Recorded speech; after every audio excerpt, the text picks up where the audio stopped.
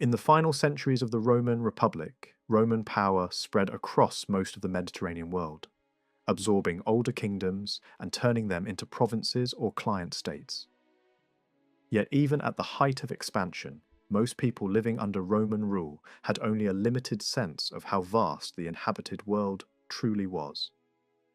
Far beyond the eastern horizons known to Roman officials and merchants stretched enormous regions of Central and East Asia, including a powerful and highly organized empire in China. That distant civilization governed territories and populations comparable in scale to Rome itself. Although knowledge of this Eastern power reached the Mediterranean only in fragments and rumours, Eastern rulers and scholars gradually gathered their own reports about the Roman world and viewed it with growing curiosity. Interest was not only political, but commercial, as luxury demand began linking the edges of Eurasia through long chains of exchange. Changing tastes among wealthy consumers helped drive this connection. Demand for rare fabrics, spices, perfumes, and gemstones encouraged merchants to move goods across extraordinary distances. Direct travel between the Mediterranean and East Asia remained extremely difficult, however, because intermediary states controlled the key land routes and protected their trading profits. Powerful kingdoms across Iran and Mesopotamia acted as middlemen and restricted open passage. Even so, new opportunities emerged after Rome secured control of Egypt and the Red Sea coastline. From there, sailors and entrepreneurs increasingly turned toward maritime routes, seeking access to Indian Ocean markets and the products of the Far East by sea rather than by caravan alone.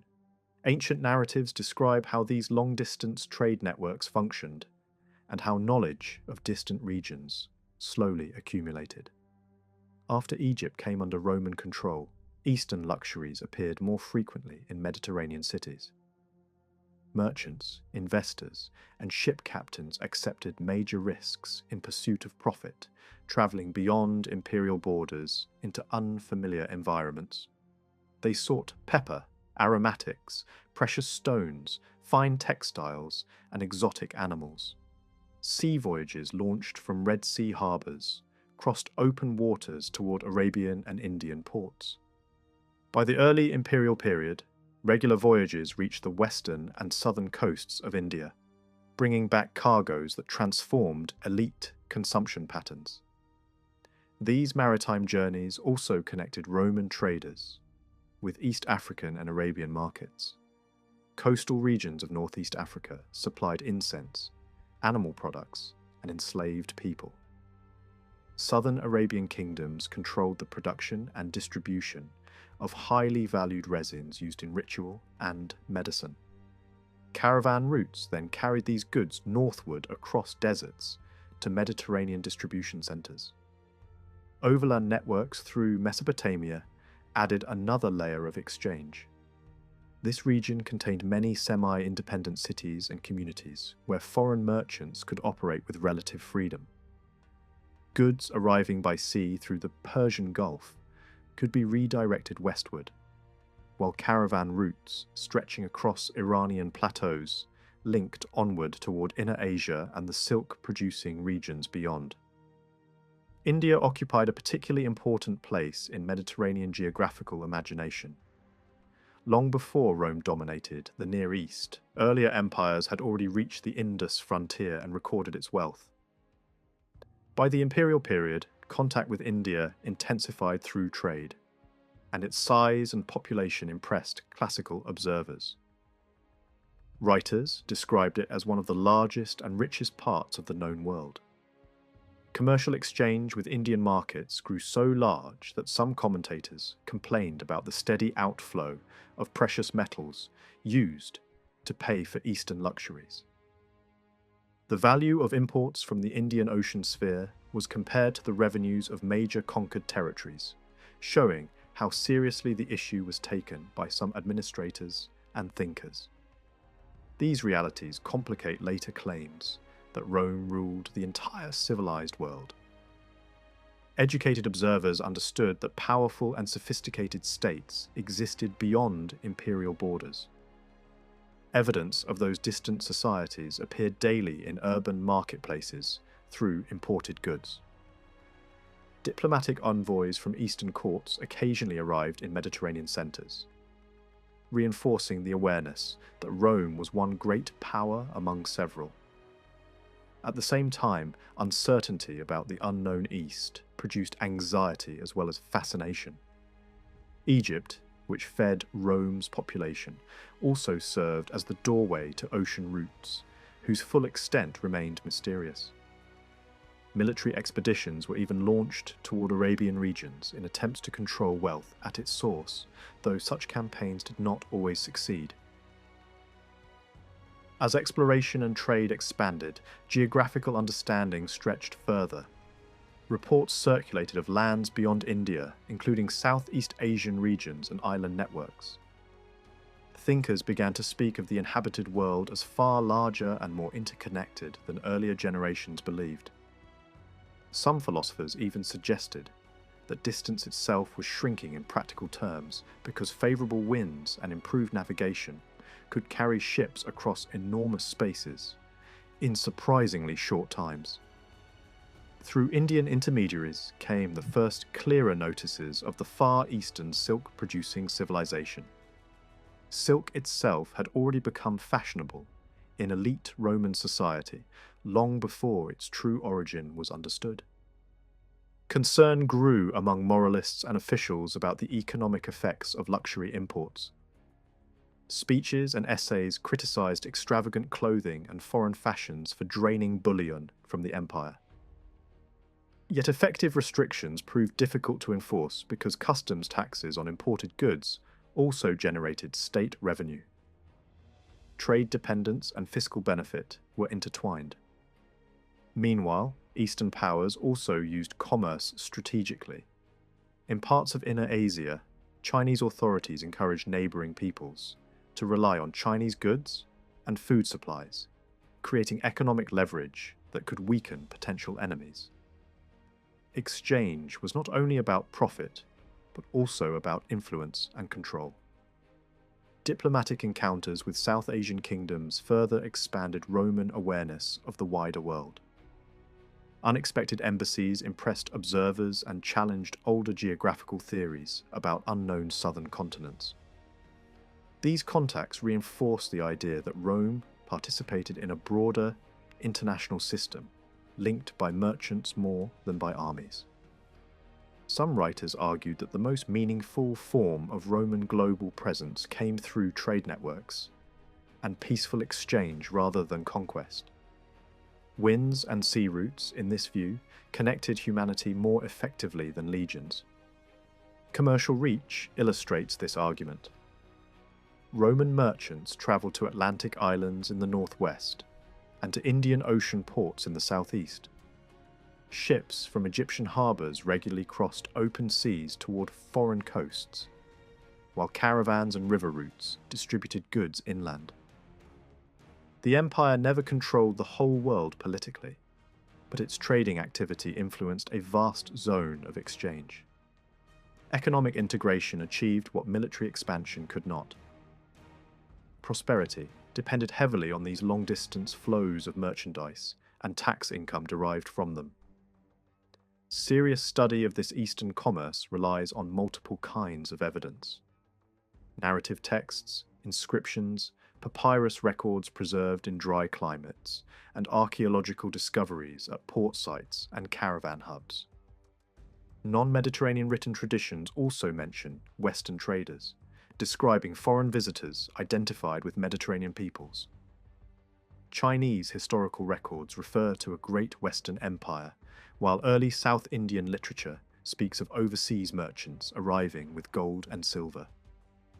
Material finds, coins, pottery, and harbour installations support these written traditions and demonstrate the scale of exchange. Among surviving documents, one ancient mariner's guide stands out as especially valuable. It presents a practical description of sea routes, ports, cargoes, sailing conditions, hazards, and market preferences across the Red Sea, Arabian Sea, and Western Indian Ocean. Written in straightforward language by someone with first-hand commercial experience, it reads like a working handbook, rather than a literary history. It lists trade goods available at each port and suggests what foreign buyers wanted in return. It also notes safe anchorages, seasonal winds, and navigational landmarks, revealing the practical mindset of professional merchants. Internal clues place this guide in the middle of the 1st century of the imperial era. It reflects a political landscape consistent with that period in Arabia and Western India, and does not yet include certain later discoveries in navigation. Such merchant manuals were likely updated and circulated privately among business networks. They helped investors and captains choose destinations, calculate risks, and match cargo to demand. Complex exchange systems required accurate, current information, and these guides provided it. Around the early 1st century of the imperial age, one of the clearest windows into how educated people imagine the wider world comes from a Greek writer who tried to fit comfortably inside Roman cultural life.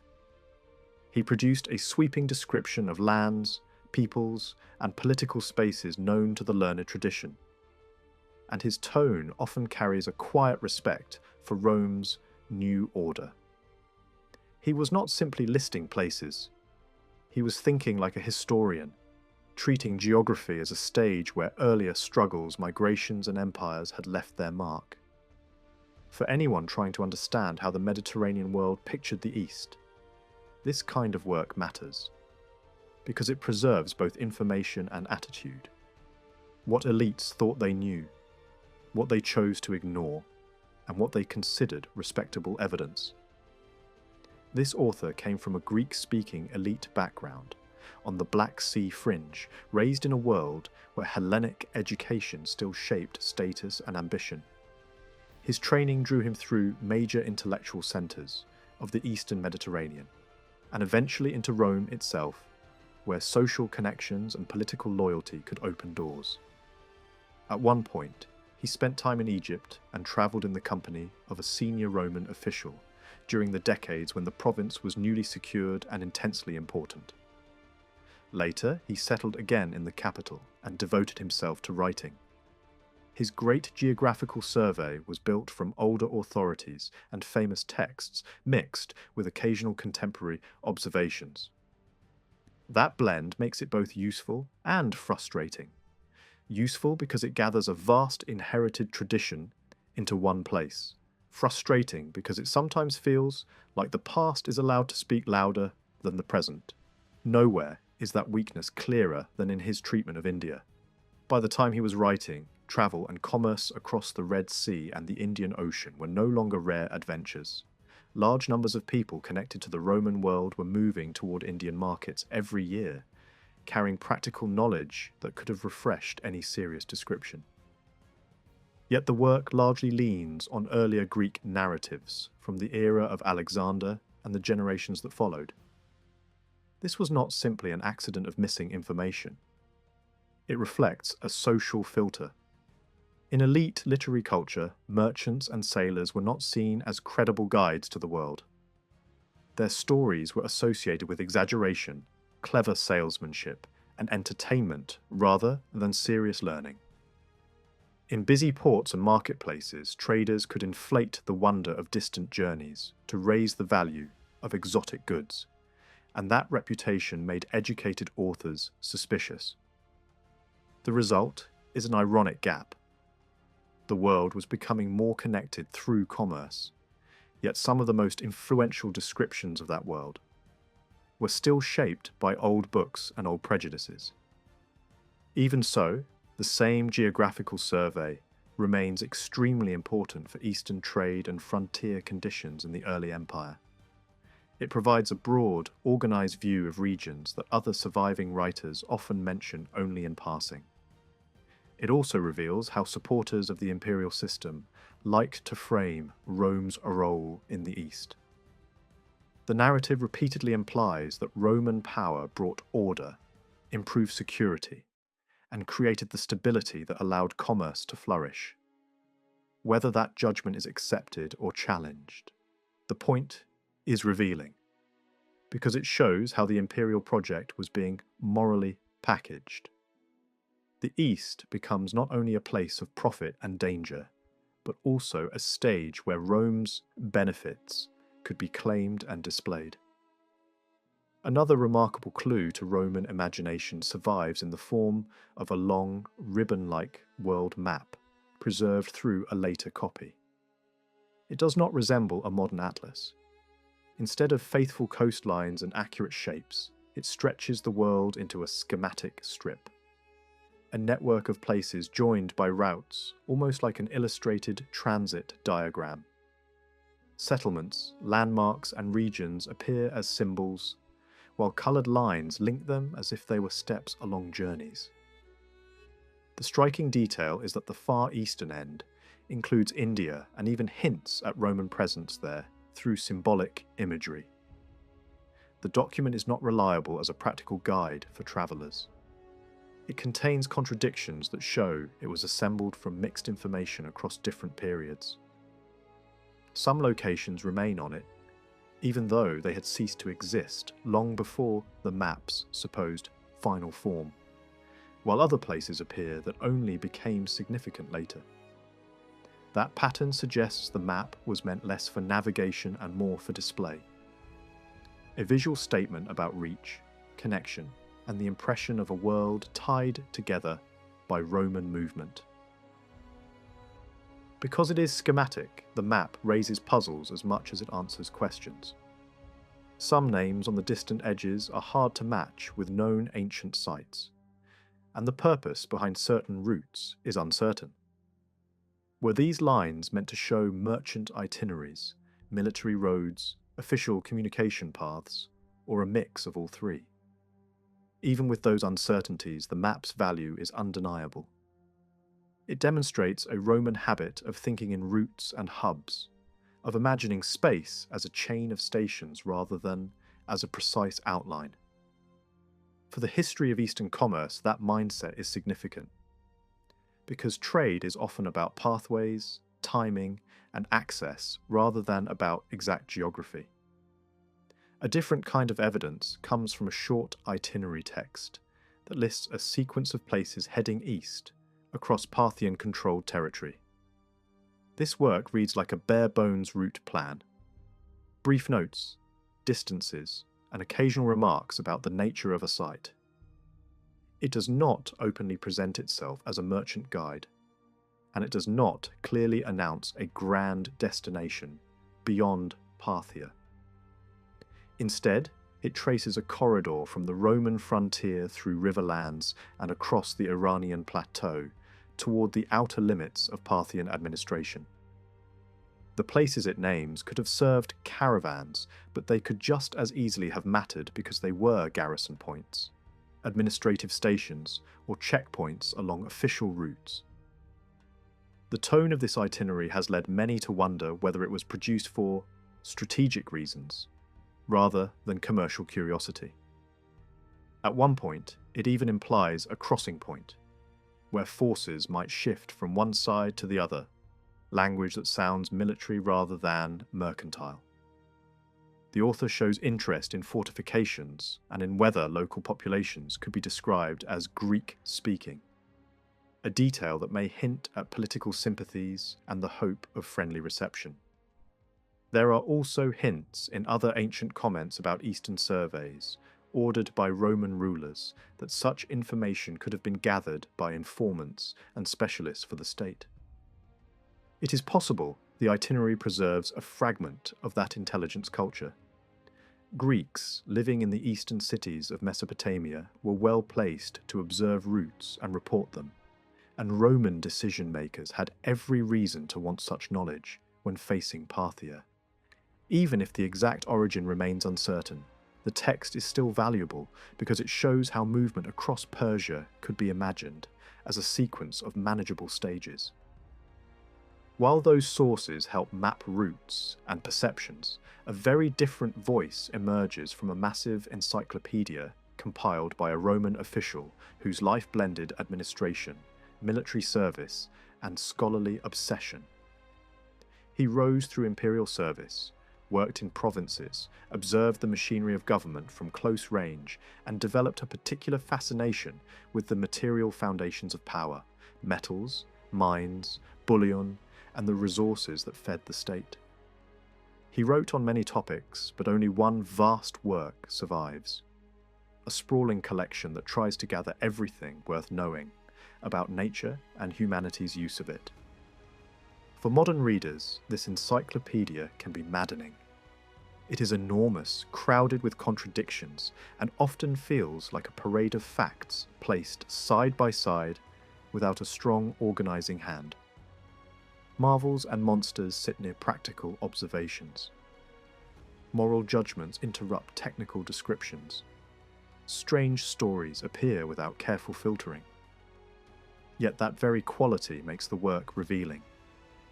It shows what an educated Roman insider thought was worth collecting and repeating, what traditional authorities were trusted, and how cultural anxieties shaped the presentation of knowledge. When the subject turns to Eastern luxuries and long-distance trade, the text becomes a key witness to elite discomfort, admiration for rare products, mixed with anger about the money spent to obtain them, suspicion toward foreign peoples, and unease about dependence on distant supply chains. It is important to notice what is missing as well as what is present. By the time this author was writing, the imperial system was capable of receiving fresh reports from agents, sailors, merchants, and foreign visitors. The state could learn about the East in practical ways.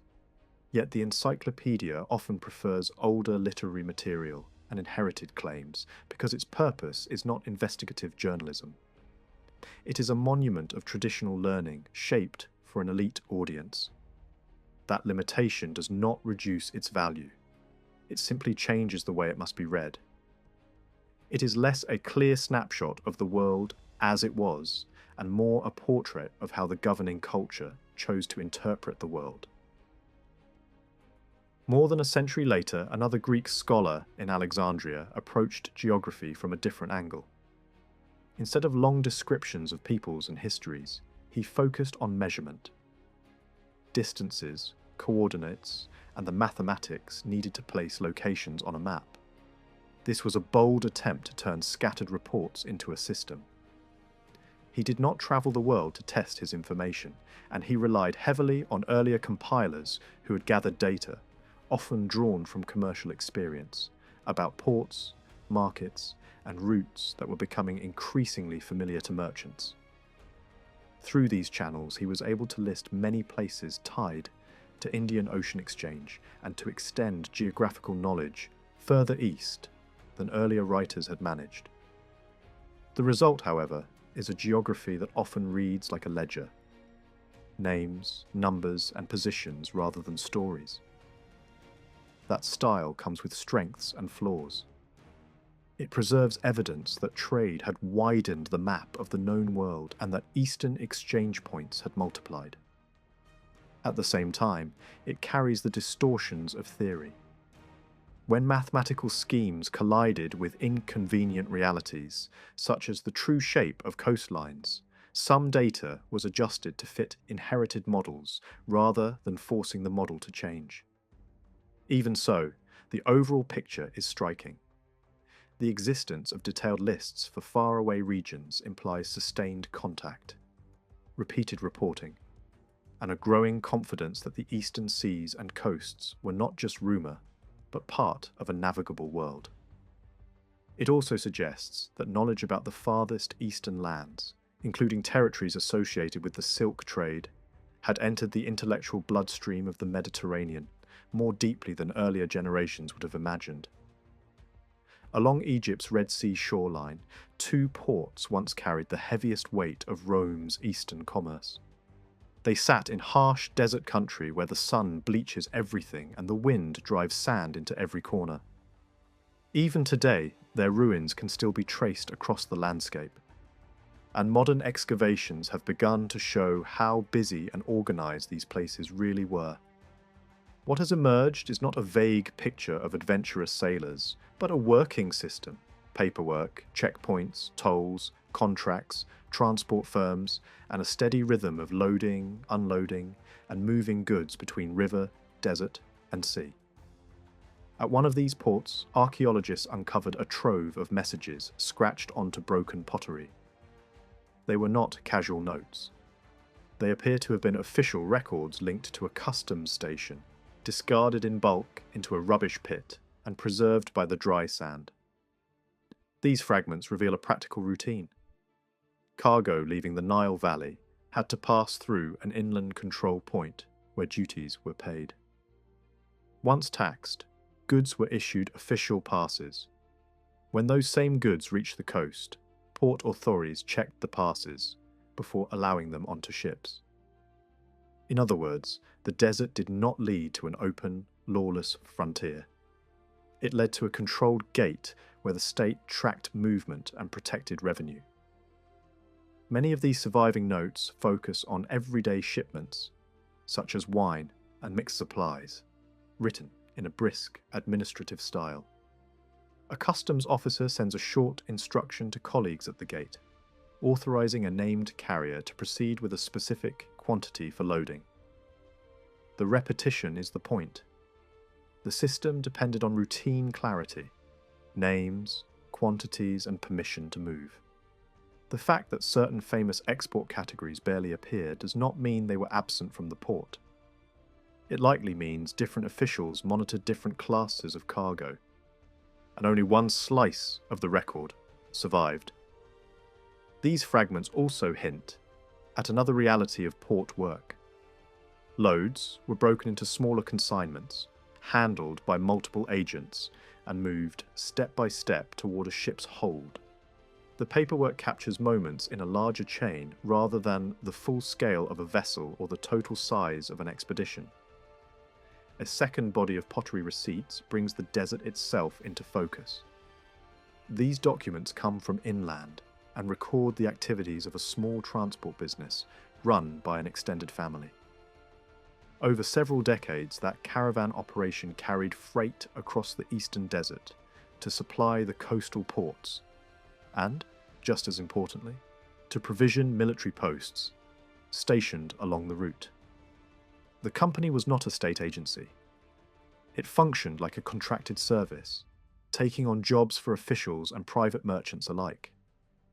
A delivery would be acknowledged at the destination with a written receipt on pottery, confirming exactly what arrived, who brought it, who accepted it, and when the job was completed. Those receipts then travelled back inland with the caravan leader to confirm performance and protect payment. Through dozens of such records, a world appears in sharp detail. Named drivers, precise cargo descriptions, regular schedules, and a desert corridor kept alive by the constant movement of men and animals. One stone tariff inscription adds another layer by showing who was taxed to enter this system. It lists fees charged to travellers departing the Nile city that served as the desert gateway. The charges vary by profession and role, and the inscription even notes tolls tied to pack animals and unusual forms of transport. This suggests the Eastern Trade Corridor was not only for merchants chasing profit. It was a mixed stream of soldiers, sailors, caravan workers, officials, craftsmen, and all the supporting occupations that kept a long-distance economy functioning. The route was so well used that it generated public rules, posted in stone, defining who paid and how much. The desert itself preserves the human side of this movement. Along the caravan roads, travellers sheltered in small rock cutouts and windbreaks, waiting out heat or sudden storms. At many of these resting places, people scratched their names into stone. These simple carvings are not grand monuments. but they carry a powerful message. Thousands of journeys, repeated year after year, made the desert feel almost like a road. Behind the luxury goods that dazzled city markets stood a relentless procession of travelers crossing a landscape that could kill the unprepared. Written documents on papyrus deepen the picture, especially when they capture the financing and logistics of trade. One fragmentary contract records arrangements connected to a cargo returned from India on a merchant vessel. It describes how valuable goods were moved inland after landing, sent across the desert to the Nile, and carried north to storage facilities in Alexandria. Even in damaged form, the text shows the scale of wealth involved and the sophistication of planning. This was not random barter carried by wandering adventurers. It was structured commerce that relied on credit, contracts, and a transport chain linking Indian ports to Mediterranean warehouses. As excavations continue, Egypt keeps producing new pieces of evidence. Objects, texts, and infrastructure remains that clarify how the Red Sea ports worked. Each discovery pushes the story away from romantic guesswork and toward a measurable system. Customs controls, desert logistics, financing, and repeated long-range voyages. Over time, it becomes harder to describe the Roman economy without placing this eastern pipeline at its centre. Far to the northeast, another desert city played a different but equally important role in long-distance movement. Palmyra stood as a wealthy oasis settlement, where grand avenues, temples, and administrative buildings once rose from the sand. In its prosperous years, city elites filled public spaces with statues and dedicatory monuments to honour service and success. Many sculptures were later smashed or defaced, but inscriptions often survived, and those inscriptions preserve a record of commercial life. A large number commemorate people who supported caravan missions heading east into Mesopotamia, organisers, protectors, officials, and benefactors. They reveal how caravans were structured, where they travelled, what titles mattered, and how danger was part of the equation. Some texts even allude to violence and bandit attacks, reminding viewers that movement across frontier zones always carried risk. These caravan inscriptions were written in a local Aramaic tradition distinctive to the city, and frequently paired with Greek versions. A bilingual habit that reflects Palmyra's position between cultural worlds. The records stretch across centuries and cluster strongly in certain periods, which may reflect both the intensity of trade and the city's changing tastes in public commemoration. Alongside the texts, carved reliefs show merchants and dignitaries posed with a confident, stylized realism. Camels appear, and even ships, hinting that Palmyrene enterprise did not stop at desert crossings. Links reach the Persian Gulf, where maritime routes could connect inland caravan wealth with ocean trade. A tax law from Palmyra adds a practical dimension. It lists duties imposed on goods entering the city's market system, showing how urban authorities profited from movement and how commercial routes fed local economies. Long-distance trade did not exist in isolation. It sat inside regional production, city taxation, and everyday market exchange. Palmyra's prosperity grew from its ability to position itself as a broker and organizer within that layered economy. Across the sea in India, another kind of evidence shows just how much Roman wealth travelled east. Large quantities of Roman gold and silver coins have been found across the subcontinent, especially in the south. The discoveries range from single pieces to hoards containing hundreds of coins. Most are high-value issues rather than small change, and hoards often concentrate on one metal type, suggesting deliberate handling rather than random loss. These finds are both striking and difficult to interpret. Many were unearthed in the modern era under conditions that did not always preserve full archaeological context, and countless coins disappeared into private hands without record. Even so, the surviving pattern is clear enough to matter. Roman money moved to India on a scale large enough to leave a deep imprint in the ground. Coin hoards are not simple proof of a single story. Some may reflect trade payments, others diplomatic gifts, savings, temple deposits, or later recycling of foreign bullion. That complexity makes the subject challenging for non-specialists, yet it also makes it powerful. When combined with other sources, coin evidence helps trace the rhythm of commerce and raises hard questions about the financial cost of luxury demand and the flow of precious metals out of the Mediterranean world. Indian inscriptions add a local voice to this network.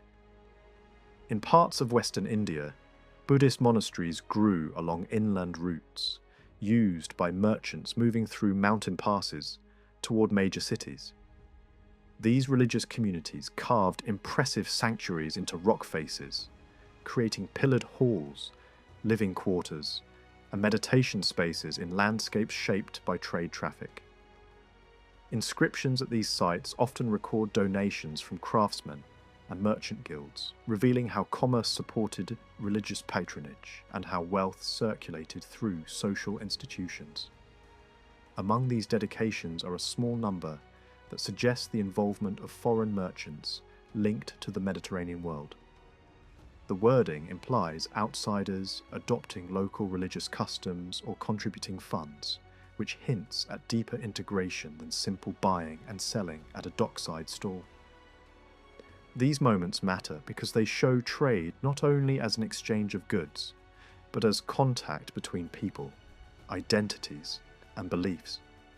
Literary traditions from southern India offer a different angle again, less official, more atmospheric, but still revealing.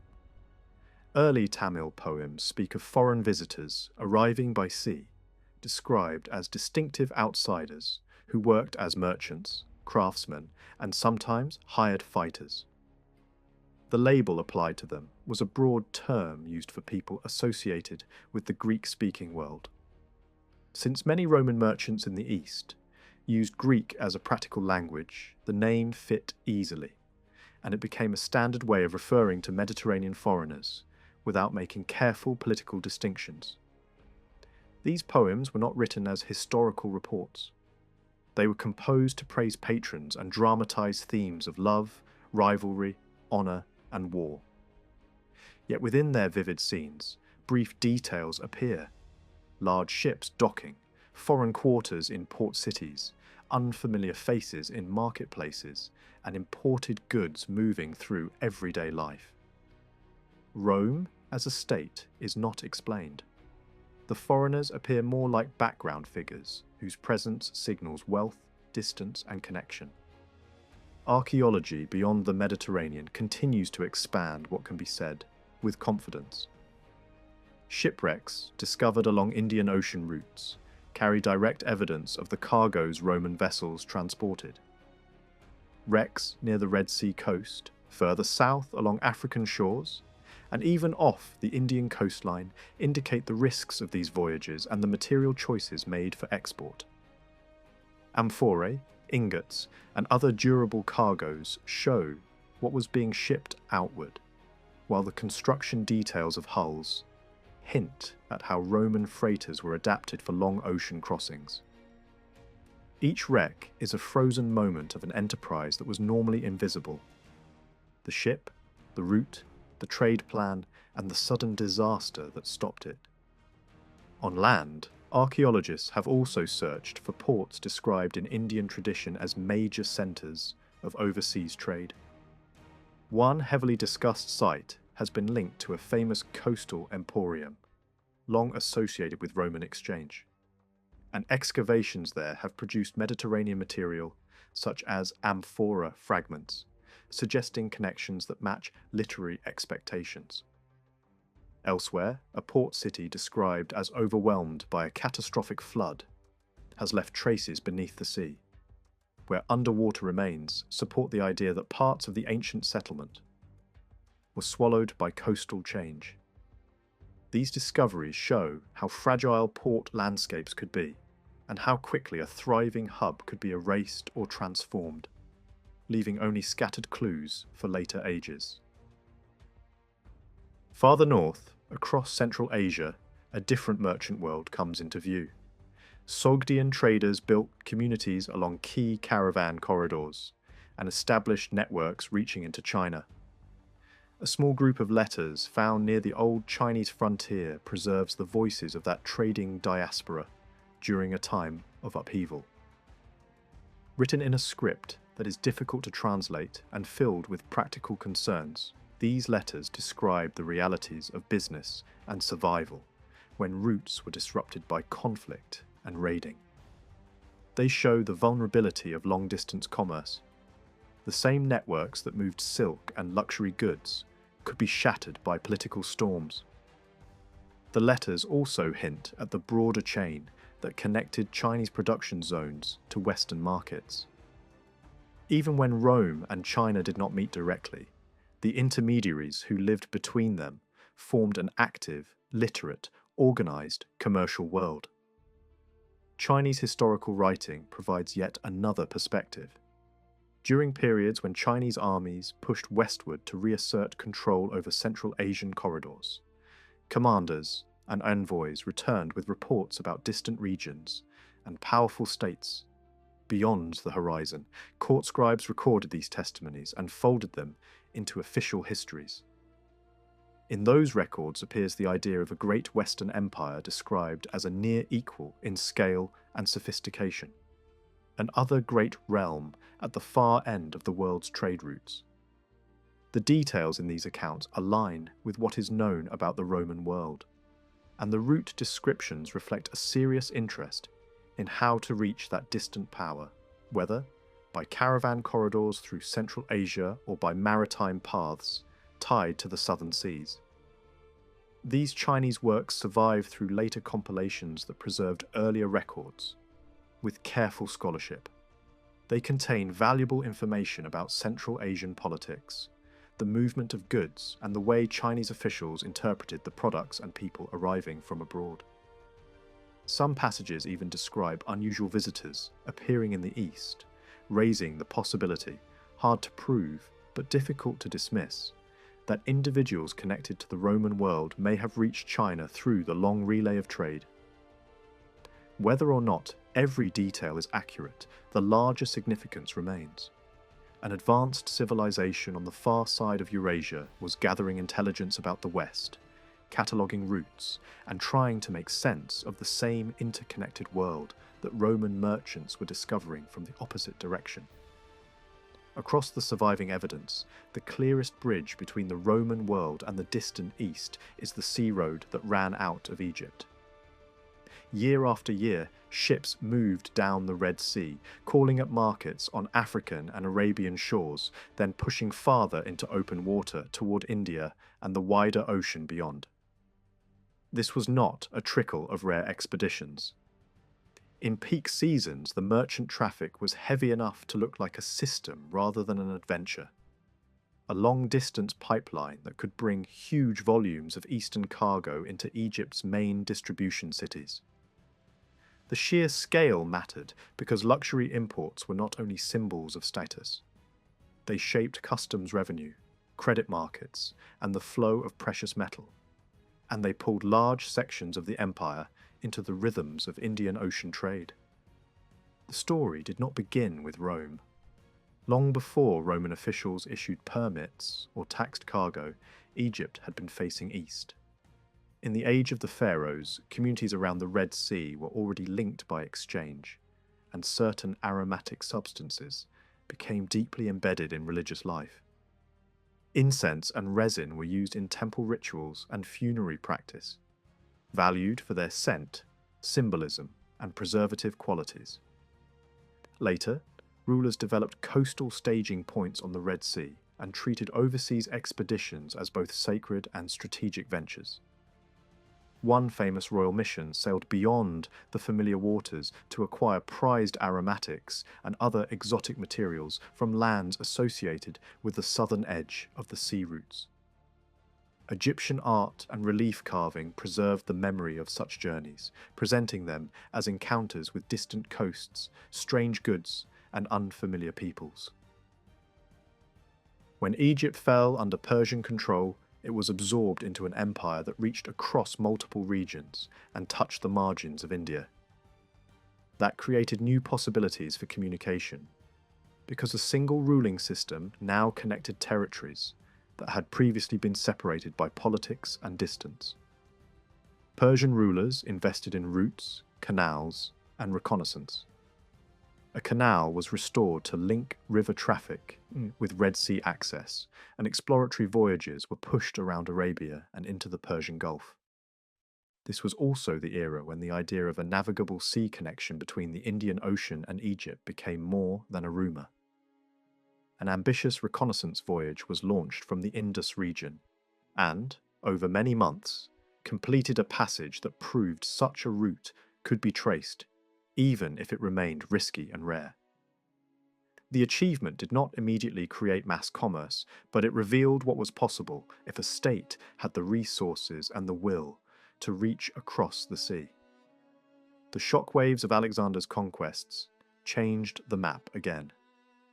Greek power reached deep into Asia, and the Eastern campaigns forced the Mediterranean world to take the Indian Ocean more seriously. An exploratory fleet sailed from the Indus toward the Persian Gulf, tracing hostile coastlines and testing the limits of supply and seamanship. After Alexander's death, rival dynasties inherited pieces of the former empire.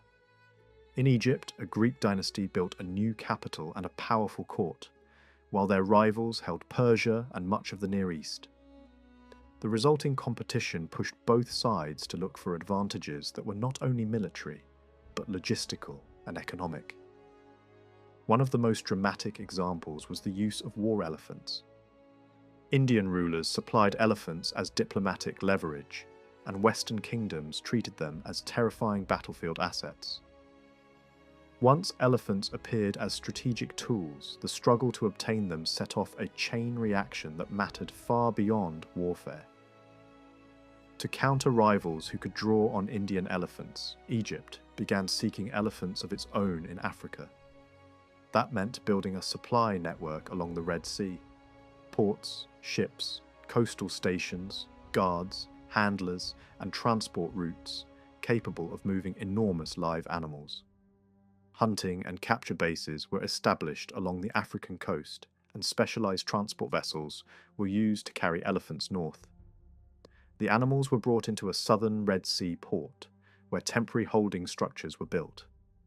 And from there, they were driven across the desert to Nile ports in a slow, exhausting march. Along the way, guards and handlers stopped at rock shelters, and some left behind scratched images that still survive as accidental records of these strange convoys. These elephant operations create something the administrators may not have fully intended: a dependable desert corridor linking the Nile Valley to the Red Sea. Wells, stations, and supply points made long-distance movement less uncertain. At the same time, another byproduct flowed into Mediterranean markets: ivory. The same expeditions that supplied elephants for war also produced ivory in large quantities, and the trade in that material helped normalize Red Sea commerce in the minds of merchants. A once remote coastline became, little by little, part of a working economic landscape. Greek traders began to operate at the Red Sea ports, testing routes to Ethiopia and southwest Arabia. The voyages were still limited, but contacts expanded. Investors from different Mediterranean regions could become involved in joint ventures, and the sea lanes started to attract a wider range of participants. Even then, conditions were far from ideal.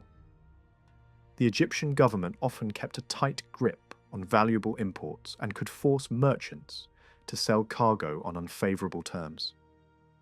That kind of state control discouraged private initiative and slowed the transformation of long-distance exchange into a truly open commercial system. Yet awareness grew that certain island markets near the Horn of Africa served as gathering points, where Indian and Arabian commerce overlapped. These hubs acted as middle grounds where goods could change hands without forcing Mediterranean ships to risk the farthest routes. The crucial breakthrough came through an unexpected human encounter at sea. A naval patrol in the Gulf of Aden discovered the wreck of a foreign vessel and rescued a surviving sailor from India. Brought back to recover, the survivor learned enough Greek to explain where he came from and how his ship had been driven off course. Most importantly, he offered something far more valuable than cargo: knowledge. He could guide sailors back to Indian waters. The Egyptian court recognized the opportunity and arranged a voyage under an experienced Greek leader, using the Indian survivor as pilot. The expedition reached India and returned, proving direct contact was achievable. The immediate result was not a smooth commercial revolution. Court officials treated the voyage as a royal enterprise and claimed the returned cargo as state property. The leader of the expedition, seeing what Indian goods were worth in Mediterranean markets, understood the size of the profits being blocked by confiscation. A second voyage followed, larger and more ambitious, and once again the authorities seized the best of the returning cargo.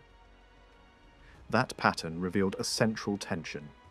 State control could open routes through organization and power, yet the same control could suffocate the private investment that would have made the trade expand rapidly. The Greek leader, frustrated and determined, began to chase a more radical solution, finding a way to reach India without passing through Egypt's controlled system. He attempted a western route around Africa, vanishing into the unknown. The dream was bold, but the ocean did not forgive speculation. Even after the sea route was proven, most Mediterranean merchants still stopped short of India. Many preferred to sail only as far as the great port at the mouth of the Red Sea and buy Indian goods from intermediaries who already travelled those waters. Earlier generations considered that port prosperous, precisely because it sat at the edge of what ships dared to attempt. Traffic into the wider ocean beyond carried the threat of storms, shipwreck, and piracy far from friendly coasts.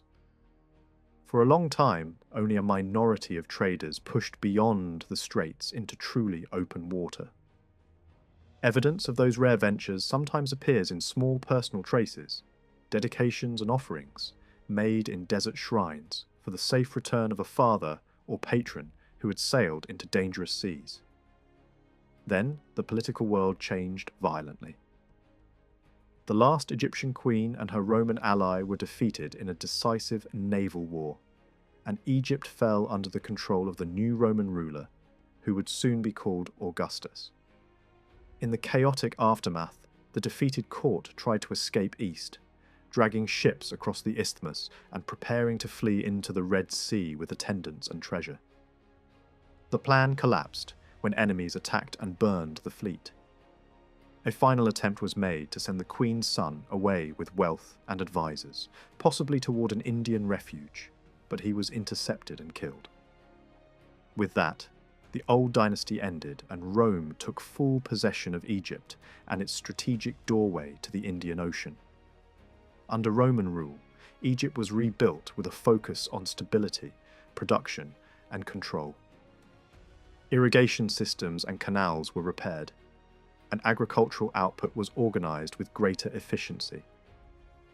Grain shipments became the lifeline of the capital, and Egypt's role as a breadbasket grew to enormous importance. At the same time, Roman authorities moved to exploit the desert's mineral resources and stone quarries. State projects required gold, emeralds, granite, and porphyry, and that demand forced improvements in transport and security across the eastern desert.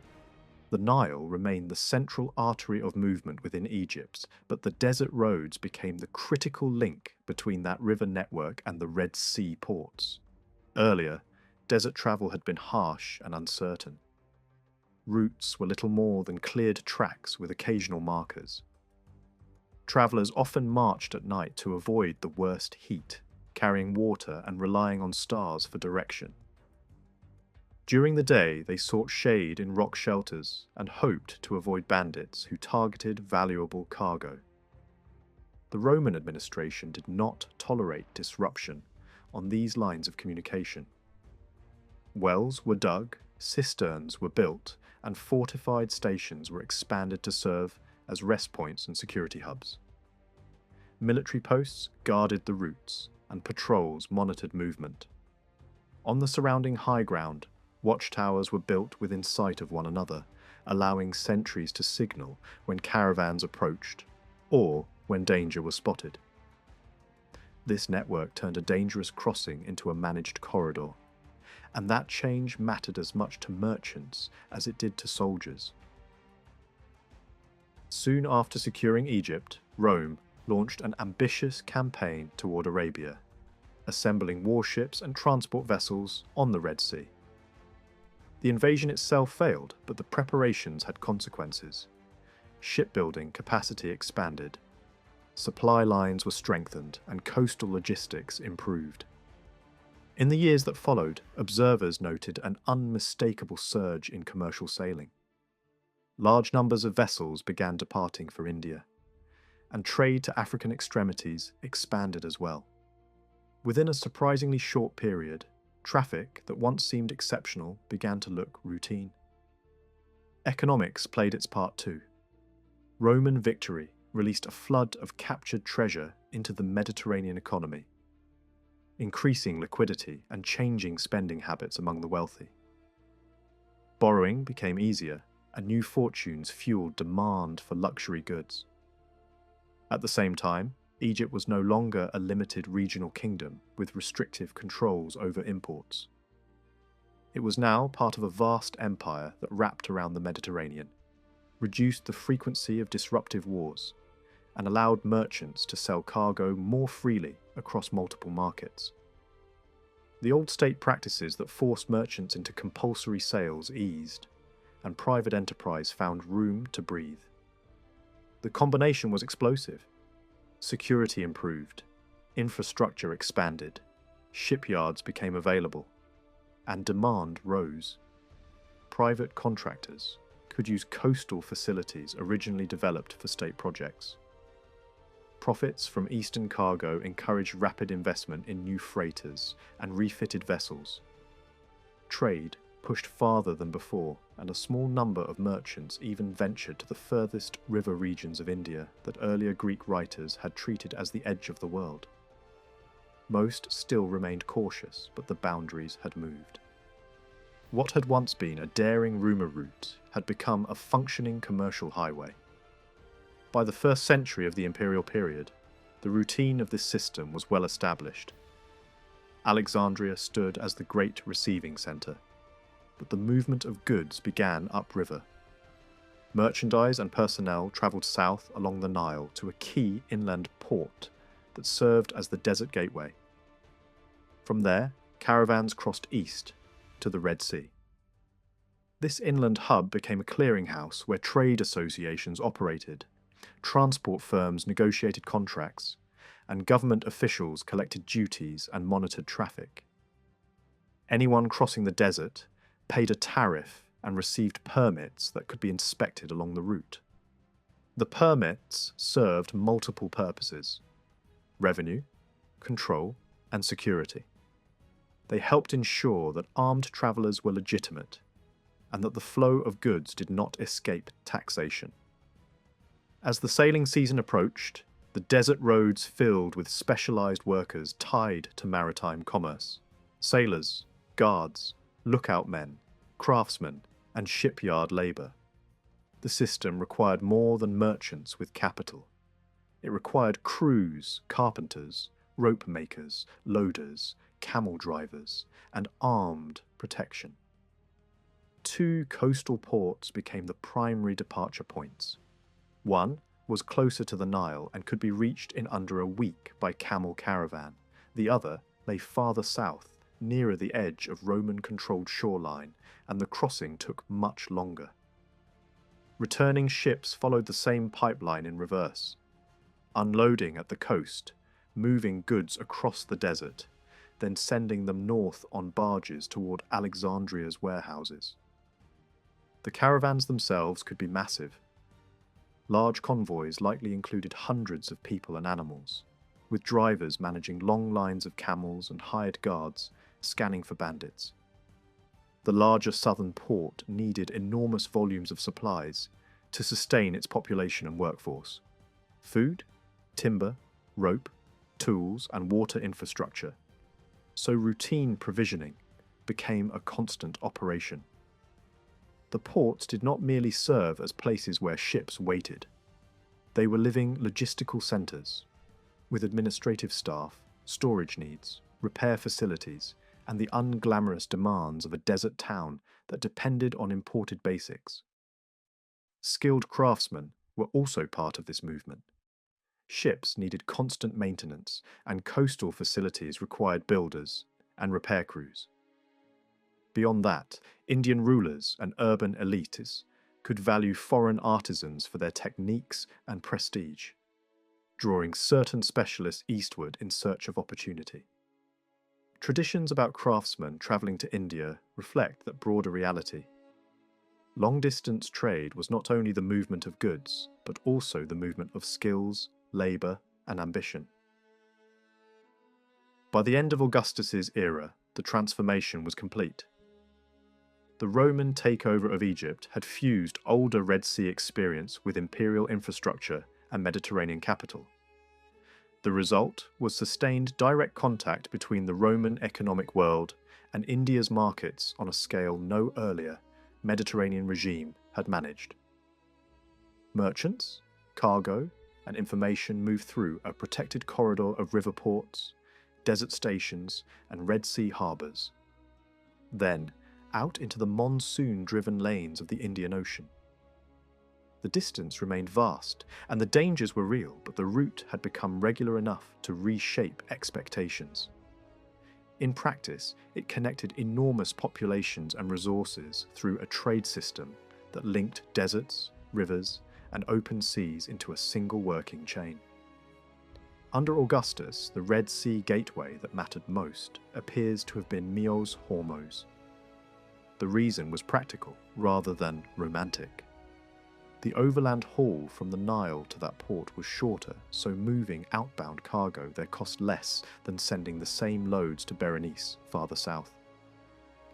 Early Roman attention also seems to have concentrated on the Myos Hormos corridor, which likely meant better wells, stronger patrol coverage, and more dependable facilities for travellers. Ancient descriptions picture Myos Hormos as a large harbour with a narrow, curving approach, a shape that offered protection once a ship made it inside. Its infrastructure was robust enough to receive large numbers of vessels at once, including transport ships, returning from military operations that had gone wrong. Berenice, in the same period, looks more complicated. The coastline around it was difficult, with reefs, submerged hazards, and winds that could turn rough without warning. By the late Ptolemaic years, the port's installations had deteriorated, and early Roman administrators seem to have moved slowly in rebuilding them. In some accounts, Berenice is described less as a fully equipped harbour, and more as a place where ships could land when conditions allowed. That distinction mattered. A true harbour offers secure shelter and predictable loading. A landing place is workable, but only if crews accept higher risk and fewer conveniences. The rhythm of the Eastern trade made these differences even sharper. Ships did not arrive and depart on demand. They waited for seasonal winds, sometimes for long stretches, and outbound loading could be steady rather than frantic. The return journey was different. When ships came back heavy with expensive goods, time suddenly mattered. Merchants wanted their cargo out of the heat and into the markets as fast as possible, before rivals flooded the same demand. That urgency could overwhelm even a well-built port. When the main harbour at Myos Hormos became crowded during peak arrivals, many ships chose a pragmatic solution: unload at Berenice despite its disadvantages. then send the goods inland and catch up with the trade pipeline toward the Nile. In other words, Myos Hormos might have been the favoured departure point, but Berenice became a pressure valve for arrivals when the system was strained. Once a ship had discharged its cargo at Berenice, a further step was often sensible. With holds emptied and urgent work completed, crews could sail north to the safer shelter of Myos Hormos to wait, refit, or rejoin convoys. That short coastal move still took days and required patience with winds and currents, but in terms of overall timing, it meant that merchants could expect to reach the Nile hub and the warehouses beyond on roughly similar schedules, regardless of which port they used for the first landing. Evidence points to a shift under Tiberius, when Berenice seems to have received more serious investment. Public monuments in the town centre start to display the names of emperors who followed Augustus, suggesting that official attention arrived later rather than sooner. The desert paperwork from this era also hints at rising traffic to and from Berenice, especially after the mid-20s AD. At the same time, more travellers left marks and inscriptions along the Myos Hormos road as well, implying that the entire eastern trade complex was expanding, rather than simply moving from one port to the other. No single clue proves a surge by itself, but together, the pattern points toward increased volume and a busier, more organised system. Once Berenice was functioning as a stable base, the paperwork that survives from the port starts to reveal what outbound cargo really meant in practice. Goods were not drawn from a single region. Supplies from across the Mediterranean accumulated in the town for shipment east. Wine appears constantly, and not as a single uniform product. Different origins and styles show up side by side, along with Egyptian wine repackaged for transport in reused containers. The consignments varied, from large batches down to small deliveries, implying that ships were being loaded through many separate transactions, packed tightly with dozens of different lots, while they sat at dock. Alongside commercial exports were the mundane provisions that kept crews alive: vegetables, preserved foods, and medical supplies. Some shipments included sweetened mixtures stored in small jars, likely intended as durable rations for long voyages. Whether created for taste, nutrition, or shipboard health, these details point to merchants thinking beyond profit and planning for survival on the open sea. The desert corridor feeding Berenice did not remain static. Over time, the Roman military continued to strengthen the route with additional stations and more substantial fortifications. By the later 1st century, travellers described a chain of watering points and large complexes that could shelter huge numbers of people and animals. Some stations were effectively small fortified communities, built to hold caravans, store water, and provide a defensible stop in an environment where heat and banditry could kill as surely as thirst. Garrisons grew, patrols became more frequent, and escort duty likely became part of routine policing. The goal was simple: keep goods moving, keep merchants confident, and keep the desert from turning trade into chaos. By the middle of the 1st century, the two ports begin to look like twin pillars of the same system. Records suggest that major trading companies were maintaining agents, storage, and contacts at both locations, rather than betting everything on one. Families involved in commerce could divide responsibilities, placing one representative in each port to manage deals, supervise deliveries, and coordinate caravans. Practical merchant manuals from the period treat both ports as official launch points for the eastern trade without emphasizing a sharp hierarchy. That kind of equal treatment usually reflects reality on the ground. Two sites serving the same market, sharing the load, and adapting to seasonal pressures. Archaeology reinforces the idea that Myos Hormos was a purpose-built business port. In a harsh coastal desert, almost everything had to be imported: food, wood, rope, and much of the material needed for maintenance and daily life. Many residents were probably temporary. Sailors waiting for winds, merchants supervising cargo, craftsmen repairing hulls, guards hired for the desert crossing, and agents managing paperwork. Early buildings were functional rather than elegant, built quickly from available stone, mud brick, coral fragments, and reused timber. Yet the port also shows signs of serious engineering. Parts of the shoreline were reclaimed and reshaped, and a substantial landing zone was created, using large numbers of amphorae packed tightly to form a stable edge for cargo handling. This is the kind of practical improvisation seen in busy ports. When stone and timber are scarce, the shipping containers themselves become building material. Nearby, larger structures likely served administrative or storage purposes, and evidence of an enclosure beyond the town suggests space where camels could be gathered and managed before the desert trek. Berenice, in contrast, appears to have been the bigger settlement overall. Even if much of its architecture was built from local materials, it included more substantial stone construction that fits the needs of administration and wealthy business operations. Religious buildings and shrines indicate an established urban life rather than a purely temporary work camp. Finds from the site suggest that at least some inhabitants lived with greater comfort, imported decorative materials, better household furnishings, and small clues of domestic life that do not match the stereotype of a purely grim outpost. The port installations themselves are still only partly understood, but remains of seawalls and pier-like structures show that efforts were made to shape the shoreline into something more reliable for shipping. Another change arrived later when the ancient canal linking the Nile system toward the northern Red Sea was re-excavated under Trajan.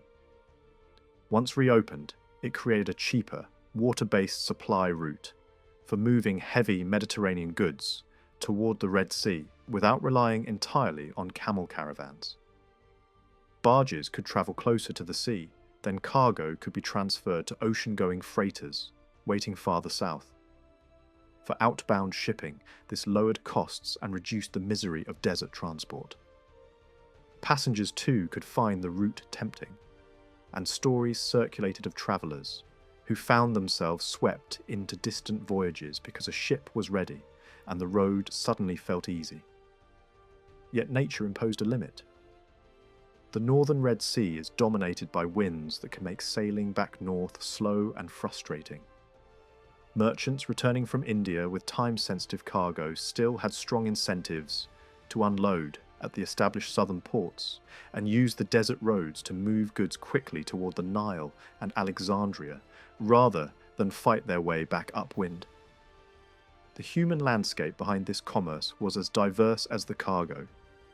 Trade archives from Egypt reveal a crowded world of transport firms, commercial houses, investors, captains, agents, craftsmen, guards, and hired labour. Greeks and Egyptians appear repeatedly in the surviving names, filling roles from camel driving to high-level management. Wealthy Roman patrons often invested through intermediaries, trusted slaves, freedmen, and professional agents, creating discrete networks that could operate without constant direct oversight. Those agents commonly carried Greek or Egyptian names, and some local entrepreneurs were prosperous enough to sponsor religious dedications and public offerings, the ancient equivalent of leaving a signature on success. Roman citizens from across the empire also surface as active participants. Some were administrators, others were merchants, and many were investors with representatives stationed in the ports.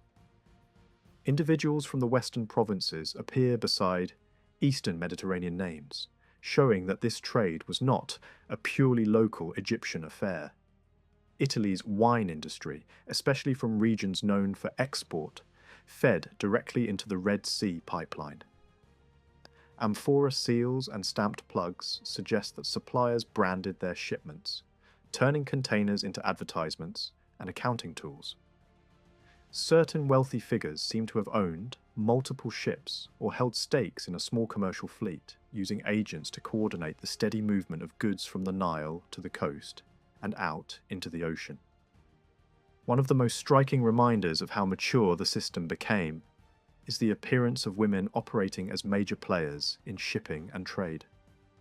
Inscriptions from Egypt record elite businesswomen who presented themselves openly as ship owners and merchants, listing captains who commanded their vessels. Their social status and legal standing allowed them to control property and conduct business without a male guardian, and they used the same public language of prestige and dedication that male patrons employed. It is a sharp correction to the assumption that long-distance commerce in antiquity was exclusively a male sphere. Foreign merchants were present too. South Arabian traders left traces of their scripts on pottery and along desert routes, and inscriptions from Arabia itself mention voyages to Egypt, implying a two-way commercial relationship rather than a one-sided Roman expansion. In Alexandria, visitors from India could be seen among the crowds, and material finds at the Red Sea ports confirm that Indian communities were not merely hypothetical. Indian pottery appears in significant quantities, and fragments of Indian-style sails and woven materials point to ships arriving under their own traditions of construction and rigging. The written record is less clear about the exact identities of some visitors, since Greek language and Greek names could be adopted for convenience in trade. A person identifying as Indian might write in Greek, or a Greek might carry a title associated with Indian elephant handling from earlier periods. Even so, the presence of southern Indian writing on pottery at Myos Hormos is harder to dismiss. Names in Tamil script strongly suggest merchants or crews who came from the Tamil world and left behind the most direct kind of signature, ink and scratches on the objects they used every day. The surviving descriptions from antiquity give the clearest picture of the big merchant ships that left Roman Egypt for the far side of the Indian Ocean. These were not small coastal craft. Compared with most vessels that moved around the Mediterranean, and even compared with many ships used by other peoples in the Indian Ocean, the Roman freighters were built on an intimidating scale. Later storytellers like to put the comparison into the mouth of an Indian observer. Egyptian shipwrights, they said, launched ocean ships so large that one could match several smaller vessels from elsewhere. That kind of remark may be dramatic, but it fits the basic reality that this long-distance trade depended on heavy carriers capable of surviving open sea weather while hauling valuable cargo.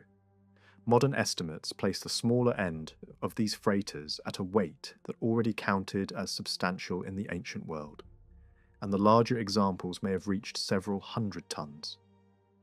Even then, not every part of that capacity was available for merchandise. Long voyages demanded space for food, water, equipment, spare gear, and living areas for crew and passengers.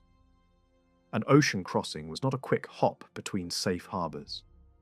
It required a floating base that could keep people alive for weeks and still arrive with goods intact. Clues about how these ships were built have come from the Red Sea ports themselves. At Myos Hormos, archaeologists discovered that some buildings were reinforced with timber salvaged from old vessels. The wood carried unmistakable signs of its former life. Dowel holes, iron nails, traces of pitch, and planks marked by the imprint of sea growth. In a harsh desert port, where quality timber was precious, dismantling worn-out ships made perfect sense. At the same time, the recycled beams and planks became accidental evidence, allowing modern researchers to reconstruct how ocean freighters were put together. Most ancient ships were assembled like a cage, a keel laid down as the spine, ribs raised as a framework, and then planks fastened to the skeleton. large Greco-Roman freighters often followed a different logic. Their builders began by forming the outer shell first. Thick hull planks were locked together edge to edge using carefully fitted joinery, creating a rigid body before the internal supports were added. Instead of a fragile skin over ribs, the hull itself acted as the primary structure, and later, timbers strengthened what was already solid. Planks recovered from the Red Sea ports show the characteristic joinery that points to this method. It was patient, skilled work, closer to fine carpentry than rough construction, and it produced a hull designed to endure heavy seas. The materials used for these ships reveal how far trade networks reached. At Berenice, recovered wood includes teak, a hardwood from southern Asia, prized for durability and resistance to weather. Teak beams found in Egypt could not have come from local forests. They had to travel across the sea through commercial exchange. The Roman shipyards on the Red Sea were not relying only on Mediterranean supplies dragged over desert roads. They were also drawing in resources from the very world they were sailing toward. Copper and other essentials for ship maintenance moved along the same routes. Even tall masts appear in the toll lists for desert transport, showing that large rigging components were treated as high-value freight in their own right. Myos Hormos seems to have included facilities for repair and refitting. Near the lagoon edge, evidence points to workshops and maintenance zones, including signs that lead sheeting was used in quantity. That detail matters because lead lining below the waterline served a specific purpose. It protected wooden hulls from marine organisms that could slowly eat into planks and seams. In warm waters, shipworms and other borers were a constant threat. A vessel crossing into unfamiliar oceans needed defences not only against storms and pirates, but also against the sea itself. Later descriptions also suggest that ships built for this route were modified for extreme weather. Accounts speak of raised sides and taller structures above deck, creating a higher barrier between the ocean and the working space of the crew. A higher freeboard helped prevent waves from sweeping the deck, and it offered protection from the powerful winds that dominated the monsoon season. Extra deck compartments would have provided sheltered sleeping spaces, storage, and perhaps secure areas for valuable items. On shorter Mediterranean runs, passengers might sleep under canvas in the open air, but a monsoon crossing made that far less appealing. These ships likely carried small boat craft as well, essential for loading and unloading at ports, where large freighters could not dock safely against built quays. Ancient writers loved to describe the appearance of big merchant ships, and those details, while sometimes stylized, still tell a story. In the Mediterranean world, large vessels were often painted, fitted with decorative elements, and marked with symbols meant to protect crew and cargo. Egypt's maritime tradition had long linked sailors with powerful guardian figures, and that symbolism travelled with Roman commerce. South Indian poetry, describing the coastline at night, mentions bright lamps, shaped like swans or birds, shining from foreign ships anchored offshore. Whether the imagery is literal or poetic, it suggests an unmistakable visual signature. Roman ships were memorable, lit in a way that stood out, and easily recognized as outsiders. Other descriptions speak of tall sterns, sweeping prows, gilding, scarlet sails, and painted imagery that turned the ship itself into a moving display. Some relief art hints that large sails could carry scenes or symbols, and it is possible that the first foreign statues, many coastal observers noticed, were not statues on land at all, but carved or painted figures set into the ship's decorative framework. A vessel arriving after weeks of ocean travel was not just a cargo platform. It was a statement of wealth, skill, and identity. The rigging and sails of these freighters also show adaptation. Typical merchant ships used a large, square mainsail set midship, and an additional sail toward the front to improve handling. On the Red Sea and Indian Ocean route, taller masts and larger sail area would have translated into more power and faster passages under strong seasonal winds. Finds from the ports include brailing rings and rope handling equipment designed to manage heavy canvas. Some of that canvas appears to have been Indian cotton fitted to Mediterranean-style rigging, a practical blend of imported textile and familiar sailing technology. A few ship names even survive in scattered documents and graffiti. Names mattered because they carried meaning. Some vessels were labelled with terms that sounded like personal identity, cultural pride, or devotion to protective gods. In a world where merchants crossed boundaries of language and law, it is easy to see why a ship owner might choose a name linked with speed, safe travel, or good fortune. Another owner might pick a title that announced Greek cultural status, presenting the ship as a floating emblem of prestige as well as a tool of profit. Behind the ship stood the human machine that made it move. One inscription left along a desert route calls its author a shipmaster, a title suggesting command over a large cargo vessel. Such captains were not simply helmsmen. They managed complex teams, controlled discipline, handled risk, and protected goods worth fortunes. Accounts of these voyages describe multiple pilots under a senior figure, officers stationed forward to manage approach and danger, and skilled sailors assigned to rigging work. Official toll records from Egypt list specialized roles that match this picture: helmsmen, lookouts, sailors, guards, and others involved in keeping a vessel operational. It is likely that some pilots came from outside the Roman world. Coastal knowledge was not evenly shared. Mariners from Arabia, Africa, or India had familiarity with reefs, currents, and seasonal conditions that could save a ship or doom it. Earlier explorers are said to have relied on such guides, and it would be surprising if later merchants did not do the same. Long voyages also demanded onboard craftspeople. Carpenters, sail workers, and repair hands capable of fixing damage at sea, because waiting for help was not an option when land lay hundreds of kilometers away. Passengers were as diverse as the crews. Some were merchants supervising their own consignments. Others were agents representing investors who stayed in Alexandria, or even farther away in the Mediterranean world. Some wealthy figures may have owned ships outright and filled them with their own people. More often, cargo space was divided among multiple clients, each bringing goods, money, or contracts. Traders from Arabia and India who lacked ships of their own may have booked passage on Roman freighters while carrying their own merchandise. Alongside them travelled the curious, students, wanderers, and men chasing reputation, wisdom, or escape from routine.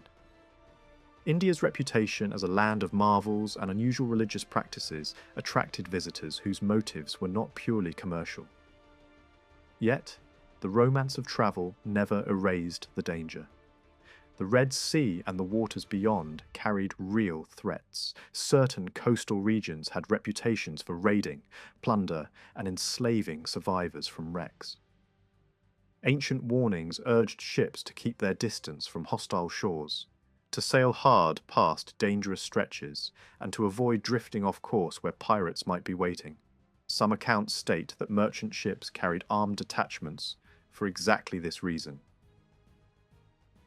Archers appear in the record as standard protection on India-bound voyages, suggesting organised defence rather than improvised bravery. The wealth at stake explains the precautions. A single return cargo could be valued at a figure that sounds almost unreal in modern terms, and in the Roman economy, such a shipment represented the financial weight of major institutions. When that much profit moved in one hull, spending heavily on security was not extravagance. It was logic. The ship was a treasure chest, and the sea was not a controlled highway. The voyage itself followed a strict seasonal pattern. Ships did not depart whenever they pleased. They waited for the right winds. Midsummer was favoured for leaving Egypt, because that timing allowed vessels to use the steady, northerly winds of the Red Sea. The first stage was a long run down the sea toward the southern exit, a journey that could take roughly a month depending on conditions. After passing the straits, into the wider waters near Arabia and the Horn of Africa, ships entered a world shaped by the monsoon. The southwest winds that blow across the Indian Ocean in late summer were the engine of the crossing. Not every ship took the exact same path. Some hugged coast to stop at Arabian ports, take on local goods, gather information, and trade for cargo that could later be sold in India. Others visited African markets along the Horn, collecting commodities that became part of the outbound trading package. This is an important point. Roman merchants did not arrive in India carrying only Italian products. They carried a blended cargo assembled through multiple exchanges, using African and Arabian goods as stepping stones in a larger commercial chain. Over time, pilots realized that coastal sailing was not the only option.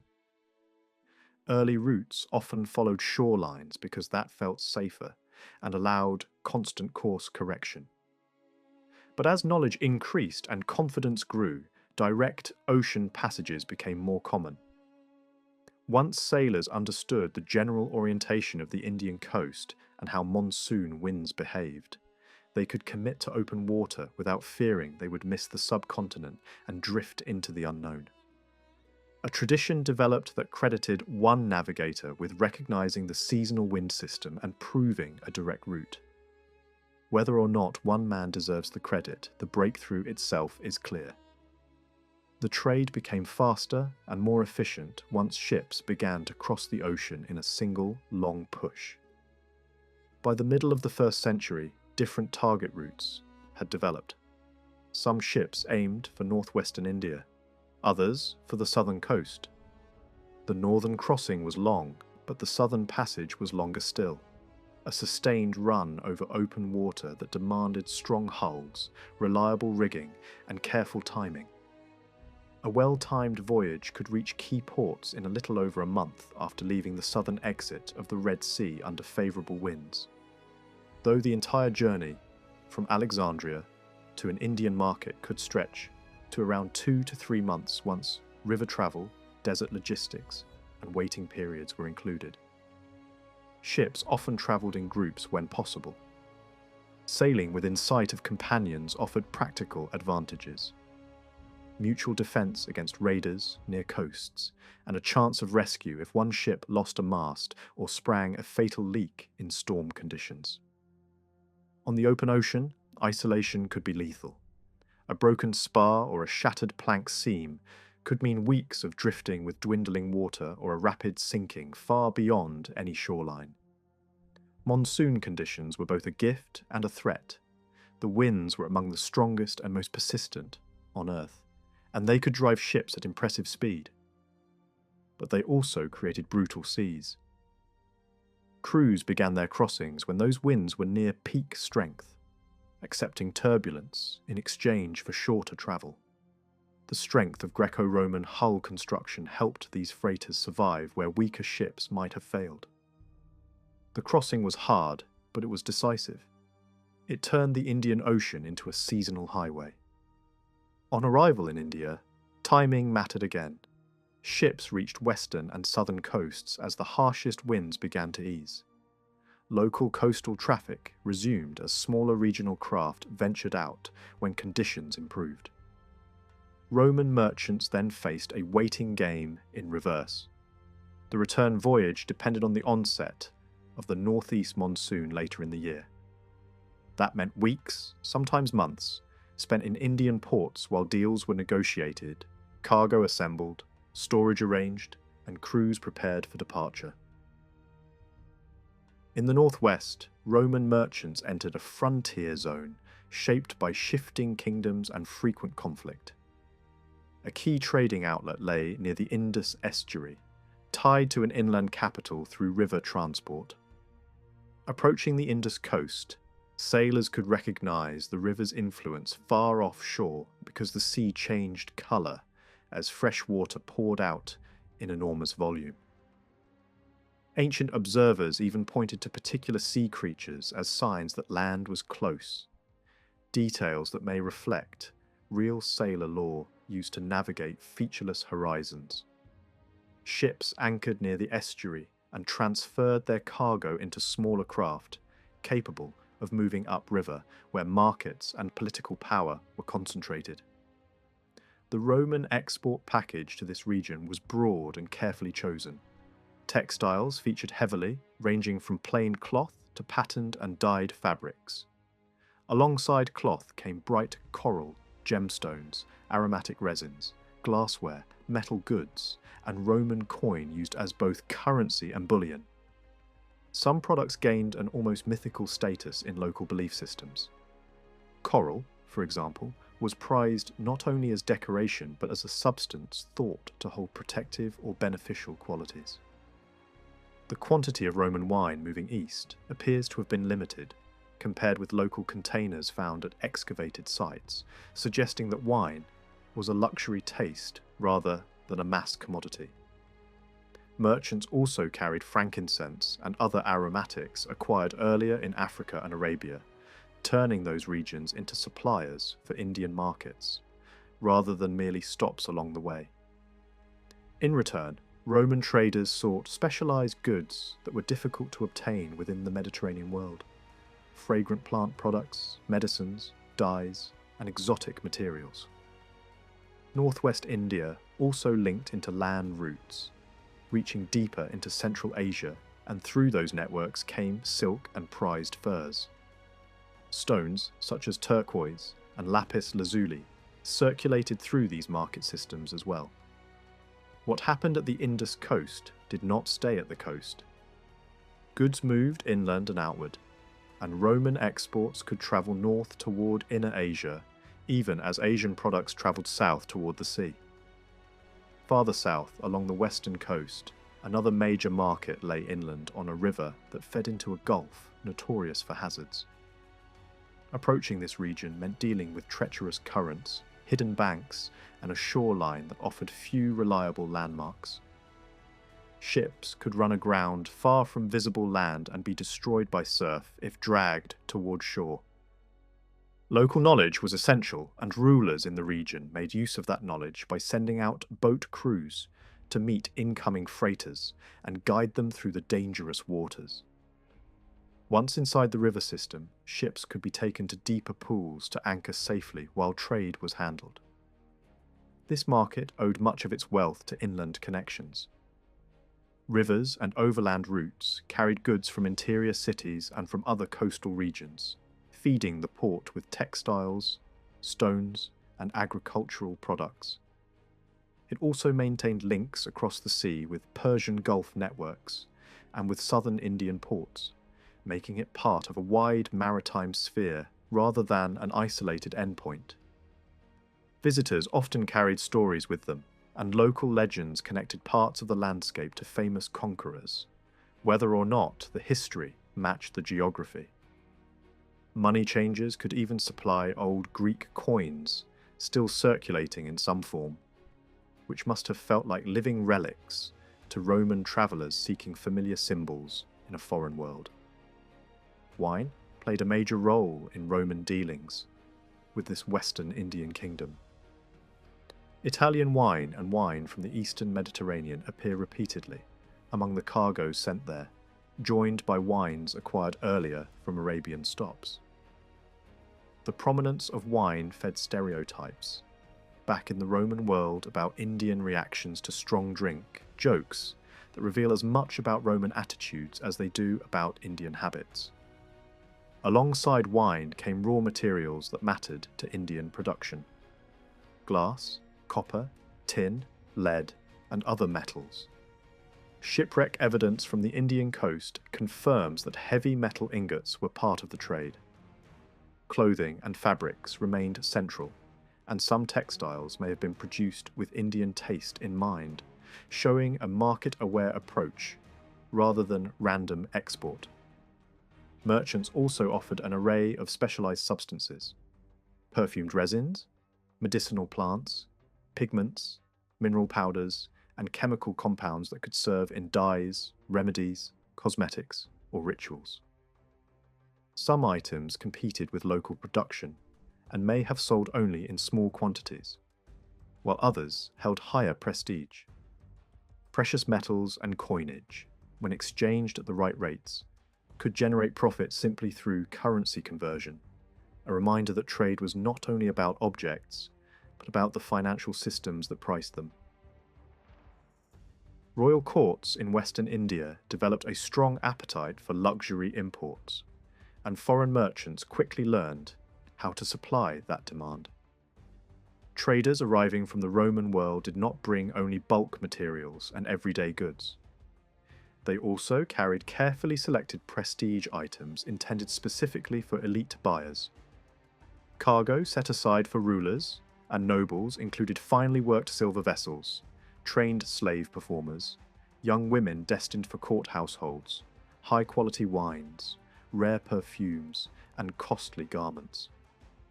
Luxury exchange at this level helps explain why Indian dramatic literature sometimes portrays Greek or Western figures as attendants within royal settings. These were not imaginary visitors, but reflections of a visible, foreign presence at courtly centres. The port of Barigaza functioned as a collection point for valuable products, drawn from many parts of the subcontinent and beyond. Merchants operating there could acquire aromatic roots and resins, medicinal plant extracts, and rare compounds transported from northern regions. Textiles were especially important.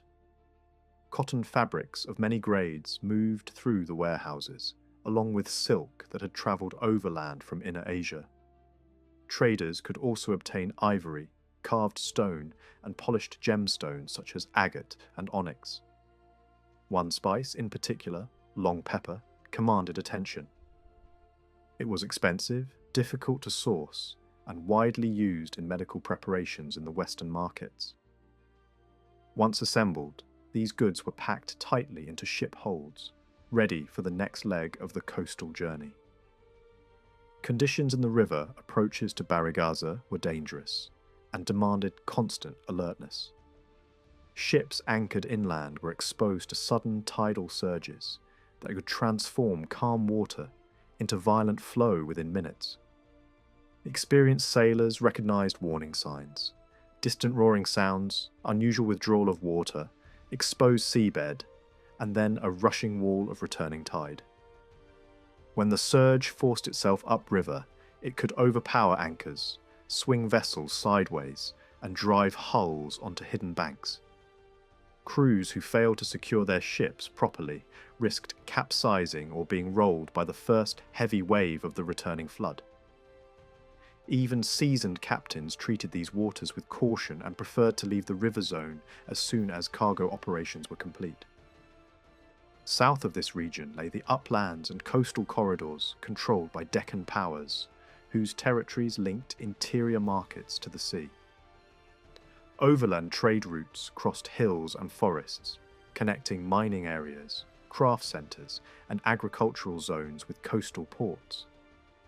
Early exchanges between Western merchants and these inland markets often involved wine shipments and inexpensive bronze goods. Archaeological finds in this region include collections of imported bronze objects, such as mirrors, figurines, and tableware. Many of these items were not newly made exports, but older pieces gathered and resold abroad, suggesting that merchants treated surplus household goods as profitable trade cargo alongside wine. Political conflict sometimes disrupted these routes, when one Western Indian ruler seized a rival port. Foreign ships were redirected elsewhere under armed escort. Merchant vessels entering contested zones might be handed over to Allied harbours under guard. both to protect their cargo and to control where their trade profits flowed. Such interruptions did not last forever. Inscriptions from inland cave complexes show that local dynasties later regained control and reopened their ports, restoring older trade patterns and again exporting textiles, coloured stones, and even exotic animals destined for foreign spectacles. Religious cave sites in the Western Deccan preserve inscriptions left by foreign donors identified by local terms used for Westerners. These texts record gifts to monastic communities from overseas merchants living near trade towns. The donors worked with local guilds and craft groups and appear to have integrated themselves into regional society. Some adopted local religious identities and names, supporting temples and monasteries with substantial funding. In a few cases, entire halls of worship were financed by these foreign patrons. Their professions are rarely stated, likely because their role as long-distance traders was already well understood by the surrounding communities. From the northwestern ports, ships could continue far down the western coastline, toward the southern tip of the peninsula. This coastal run was long and could take many weeks, depending on stops and conditions. Some captains chose instead to sail directly across open water from the Arabian side towards southern India, avoiding unstable regions and pirate activity farther north. When Western merchants first reached the far south, they encountered several competing Tamil polities controlling different stretches of coast and inland territory. These societies had distinct social systems, regional leadership, and long traditions of seaborne exchange rooted in fishing settlements that gradually evolved into trading towns. Some early coastal stations were active but risky, as piracy increased alongside commerce. As a result, foreign ships began favouring more secure southern harbours. One of the most important of these lay slightly inland on a river connected to a lagoon system. Large ocean-going ships could not always sail directly up to the town, so they anchored in sheltered waters while smaller boats moved cargo back and forth. Pepper from the nearby hill regions arrived in large quantities and was stored in bulk for foreign buyers. Southern poetry remembers this trade vividly, describing Western ships arriving with gold and departing heavy with spice. Local elites often interpreted these exchanges not as ordinary market transactions, but as prestige gifting between powerful partners. Gold brought by foreign traders could be described as ceremonial offerings, while outgoing pepper and rare products were presented as princely returns. Such language reflects political culture more than accounting practice, but it shows how trade was woven into status and diplomacy. Southern ports became seasonal residences for many foreign merchants who waited months for favourable winds. Evidence suggests that they maintained religious sites and supply depots there, allowing visiting crews to perform rituals before departure and obtain familiar food supplies. Grain shipments sent to these ports may have been intended to support resident foreign communities accustomed to a different diet from local staples. Over time, conditions at certain harbours declined. Pirate pressure, difficult loading conditions, and political attacks shifted trade toward alternative ports. Southern rivalries could lead to deliberate assaults on competing harbours in order to redirect foreign commerce. Literary accounts describe sieges, sackings, and removal of sacred images, possibly including foreign cult objects during such conflicts. These struggles likely altered the flow of overseas trade more than once. Nearby ports under different southern rulers also welcomed foreign ships. These river ports offered practical advantages: defensible layouts, deeper channels, distance from pirate zones, and safer docking during storms. On arrival, ships were still light enough to navigate upstream, but when fully loaded for the return voyage, they waited closer to the river mouth, while cargo was ferried down to them. Contemporary observers considered some of these harbours more efficient and better managed than their rivals. Foreign merchants dealing in the far south relied heavily on bullion. Local economies did not always operate with widespread coin currency, so gold and silver served as primary payment. Imported coins bearing imperial portraits were recognised and even given local nicknames based on the image stamped on them. Alongside bullion, merchants supplied gemstones, coral, specialty minerals, textiles, glass, and base metals such as copper, tin, and lead that were scarce locally but needed for craft production.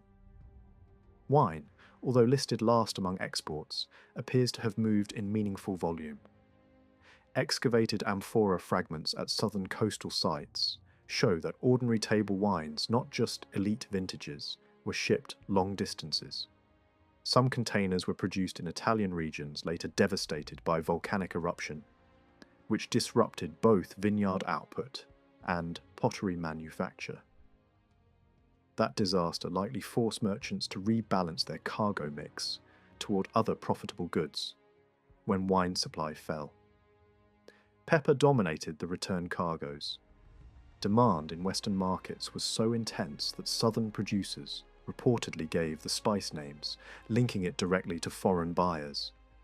Pearls ranked next among desired exports, especially from fisheries controlled by southern rulers.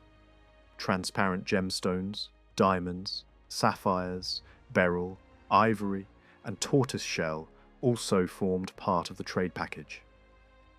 Southern merchants acted as intermediaries for goods arriving from eastern India and even farther across the Bay of Bengal, including silk and aromatic leaves used in perfumery.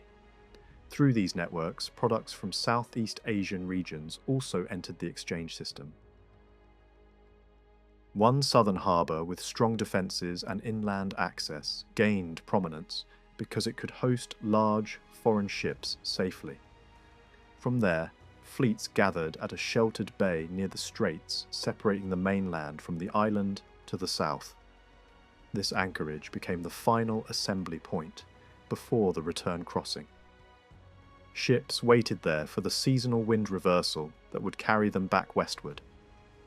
Cargo from inland capitals arrived during this waiting period, including fine textiles and luxury goods destined for distant markets. The homeward voyage was generally calmer, driven by steadier winds. As heavily laden ships departed, they sometimes passed local fleets, setting out in the opposite direction toward eastern markets. Not all routes were open to deep draft foreign ships. Narrow and shallow straits were usually navigated by specialized local craft, with flat hulls and agile handling. These regional vessels transported foreign goods from western ports across to eastern harbours, where further redistribution took place toward the Bay of Bengal and beyond. For a long time, foreign merchants relied on southern intermediaries for goods from the great island to the south, knowing little about its true size or geography. Misleading reports circulated widely. Only after accidental contact did clearer knowledge emerge, revealing organised states and new commercial opportunities there. Later, geographical works show that overseas traders eventually reached multiple ports on that island and even sailed around its coasts, mapping landmarks and nearby island groups. As trade expanded, the number of recognised ports multiplied dramatically. Settlements that began as small fisheries grew into major emporia. Inland capitals developed reputations for wealth, fortifications, temples, academies, and structured marketplaces. Most foreign traders, however, remained coastal operators, preferring port exchanges to long inland journeys. Security remained essential throughout these networks. Armed guards hired abroad often accompanied merchants ashore and sometimes entered local service. Southern rulers employed small numbers of foreign professional soldiers as elite guards and gate wardens. Literary descriptions portray them as imposing figures in unfamiliar dress, stationed at fortified entrances and royal camps. Some accounts also credit them with introducing mechanical defensive devices used in siege warfare, suggesting a transfer of military technology along with trade. Along the southeastern edge of India, beyond the shallow waters and shifting sandbanks of the Palk Strait, the Chola realm faced the open Bay of Bengal and lived by the rhythm of ships. Its Coromandel shoreline held ports that acted like hinges between two seas. Goods arriving from the western coast, especially from the Malabar harbours, could be gathered, repacked, and sent onward from these eastern stations. Smaller coastal craft treated these places as their home bases, running regular crossings that stitched the peninsula together. At the same time, larger Indian ships used the same coastline as a springboard for longer voyages, pushing out across the bay toward the Ganges region and toward lands farther east, where spices, shells, and rare woods circulated through a wider Asian network. Among these eastern ports, ancient Puhar stands out in Tamil memory as a city built around commerce. The waterfront is imagined as a dense working landscape. Quays where cargo was hauled and sorted, storehouses lined up behind them, clusters of merchant quarters, and customs points marked by Chola authority. The port district was not a single pier but a complex, with organised spaces for docking, storage, inspection, and lodging. Beacon-like structures watched the shoreline, guiding incoming boats along a coast where storms could change the sea overnight. Along the beaches, the city stretched into residential zones that merged with the everyday life of fishing communities. Behind the noisy edge of the harbour, a more formal inner town rose with better houses, temples, gardens, and places where assemblies could gather. Between the port and the inner district, open marketplaces formed a living corridor. Trade did not end when the sun went down. Night brought its own economy. Lamps hung above stalls, vendors sold small foods like rice cakes, and craftsmen such as goldsmiths offered finished pieces under flickering light, turning the market into something like a festival of buying and bargaining. Tamil poetry also preserves the impression of foreign prosperity within this city. It describes tall residences and warehouses near the port, and it draws attention to the distinctive quarters associated with Western merchants, portrayed as wealthy and settled enough to have their own prominent buildings in the inner district. The picture it paints is not of a few passing strangers, but of a recognisable community living alongside sailors from many regions. Different languages and customs met in the same streets, yet the harbour life worked as a single system because everyone depended on the same schedules of wind, tide, and seasonal demand. Tradition later claimed that disaster struck the city after a ruler neglected a major ritual obligation. And whether or not the story is moral legend, the coastline itself seems to support the idea of a real catastrophe. Remains located offshore, and the way the sea still throws up ancient fragments after violent weather, suggests that a destructive flood or sudden marine event swallowed parts of the settlement. The memory of a thriving port overwhelmed by water became part of the city's identity, as if the ocean that enriched it also reserved the right to erase it.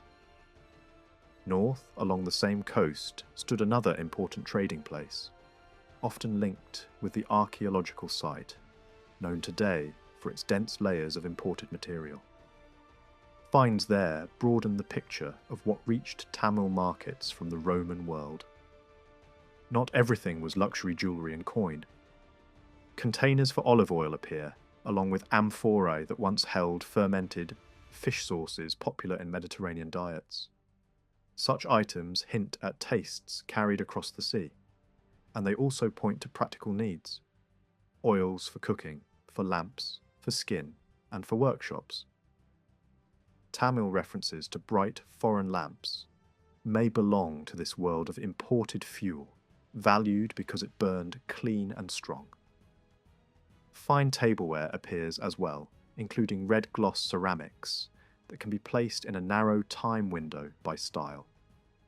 Small glass bottles have been found too, the kind used for perfumes, medicines, or ink, suggesting that some shipments contained compact, high-value liquids that did not need large storage space.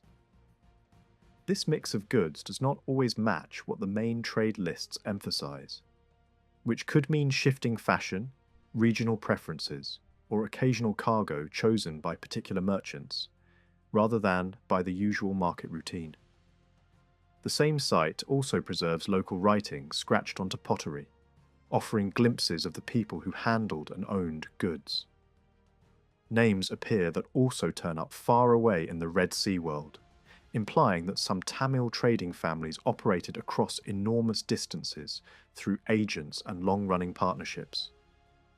Other sherds carry titles that sound like elite identifiers, suggesting that chieftains or their households had a direct stake in overseas commerce. Even so, the material record does not require the presence of permanent Roman neighbourhoods at this eastern port. The imported objects can be explained just as well by Tamil-controlled redistribution. Roman goods arriving in the west, moving through local systems, and reaching eastern markets through Indian shipping without needing Roman residents on the ground.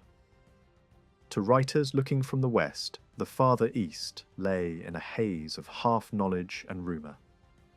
Beyond the Deccan's eastern side, the coast and its ports were poorly described, even though the region's textile output was widely recognised. Reports spoke confidently about cotton moving in great quantity, yet struggled to name where it was gathered and shipped. Past these lands, stories drifted into the language of marvels, strange elephants, unknown peoples, and grotesque tribes that sounded more like travel nightmares than real geography. Somewhere beyond was the Ganges, associated with fine muslins, pearls, aromatic leaves, and other desirable goods that reached markets through Indian traders, rather than through direct Roman voyages. Further still, traders spoke of a golden region across the sea, imagined as a last outpost under the rising sun, famous above all for superior tortoiseshell. Whether this referred to parts of the Malay world or to island chains farther west, it functioned as a boundary marker in the Western imagination. Past that point, knowledge failed.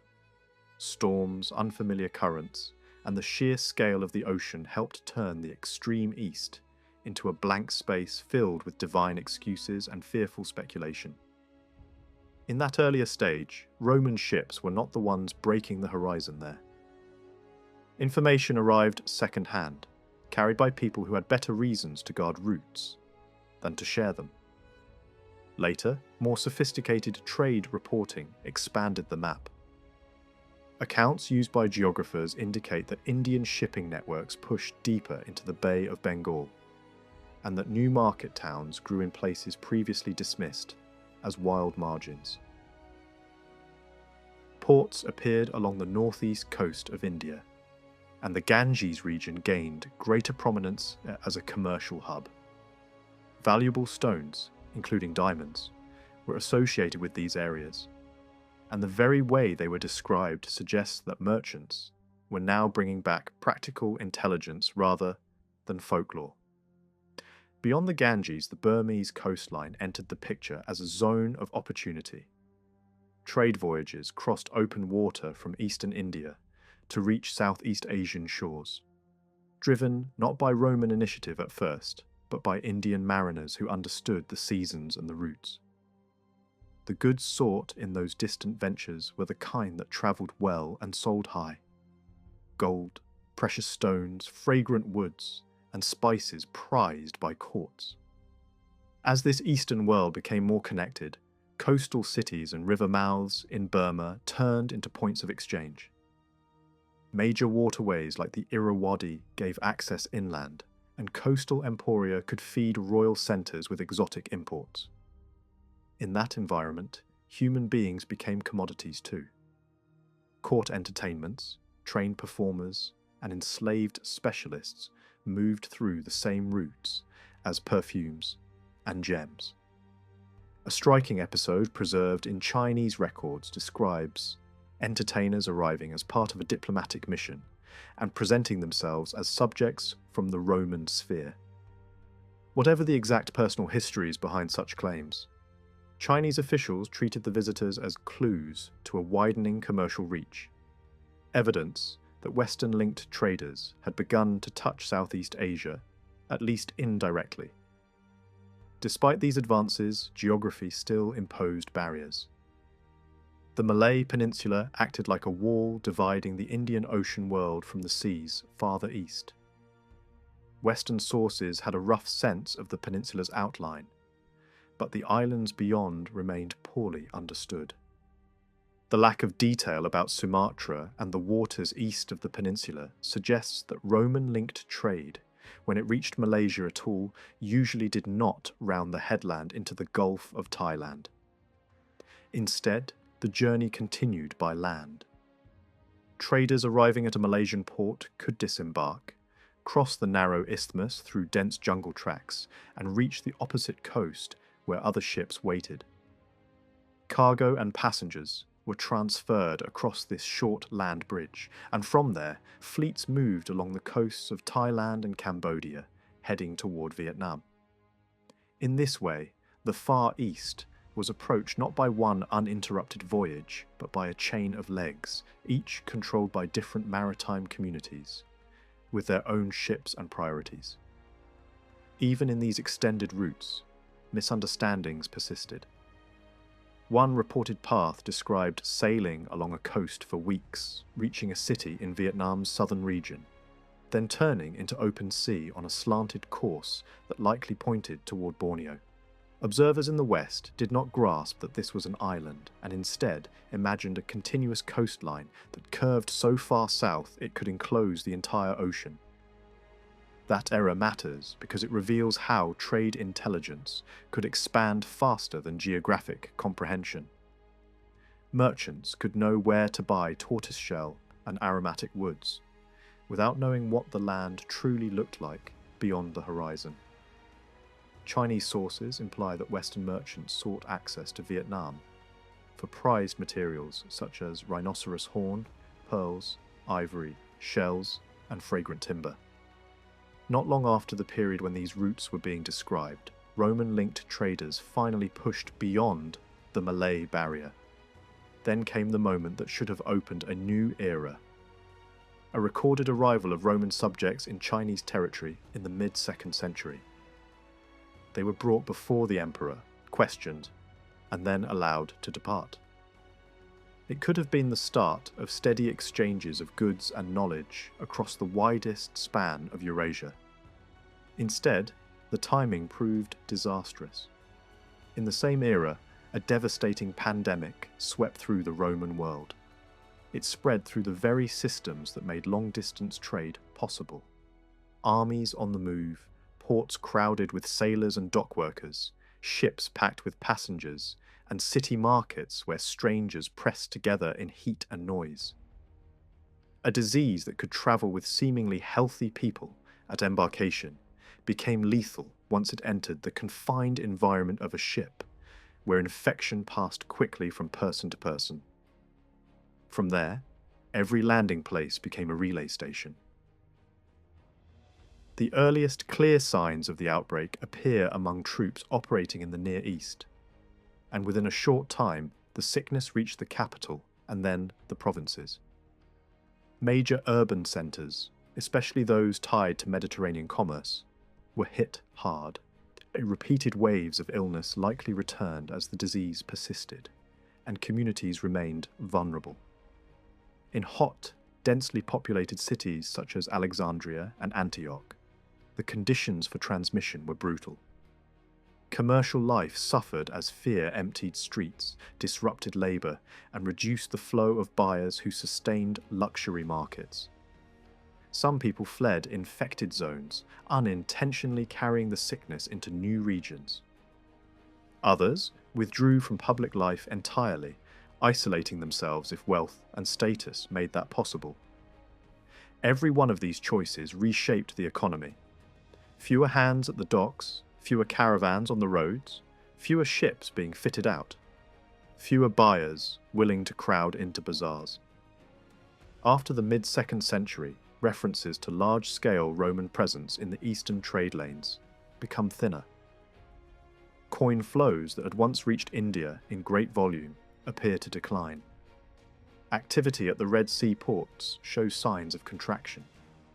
The eastern trade that had been built on confidence, surplus wealth, and reliable seasonal routines lost its momentum at the worst possible moment, just as knowledge of routes beyond India and Sri Lanka was improving.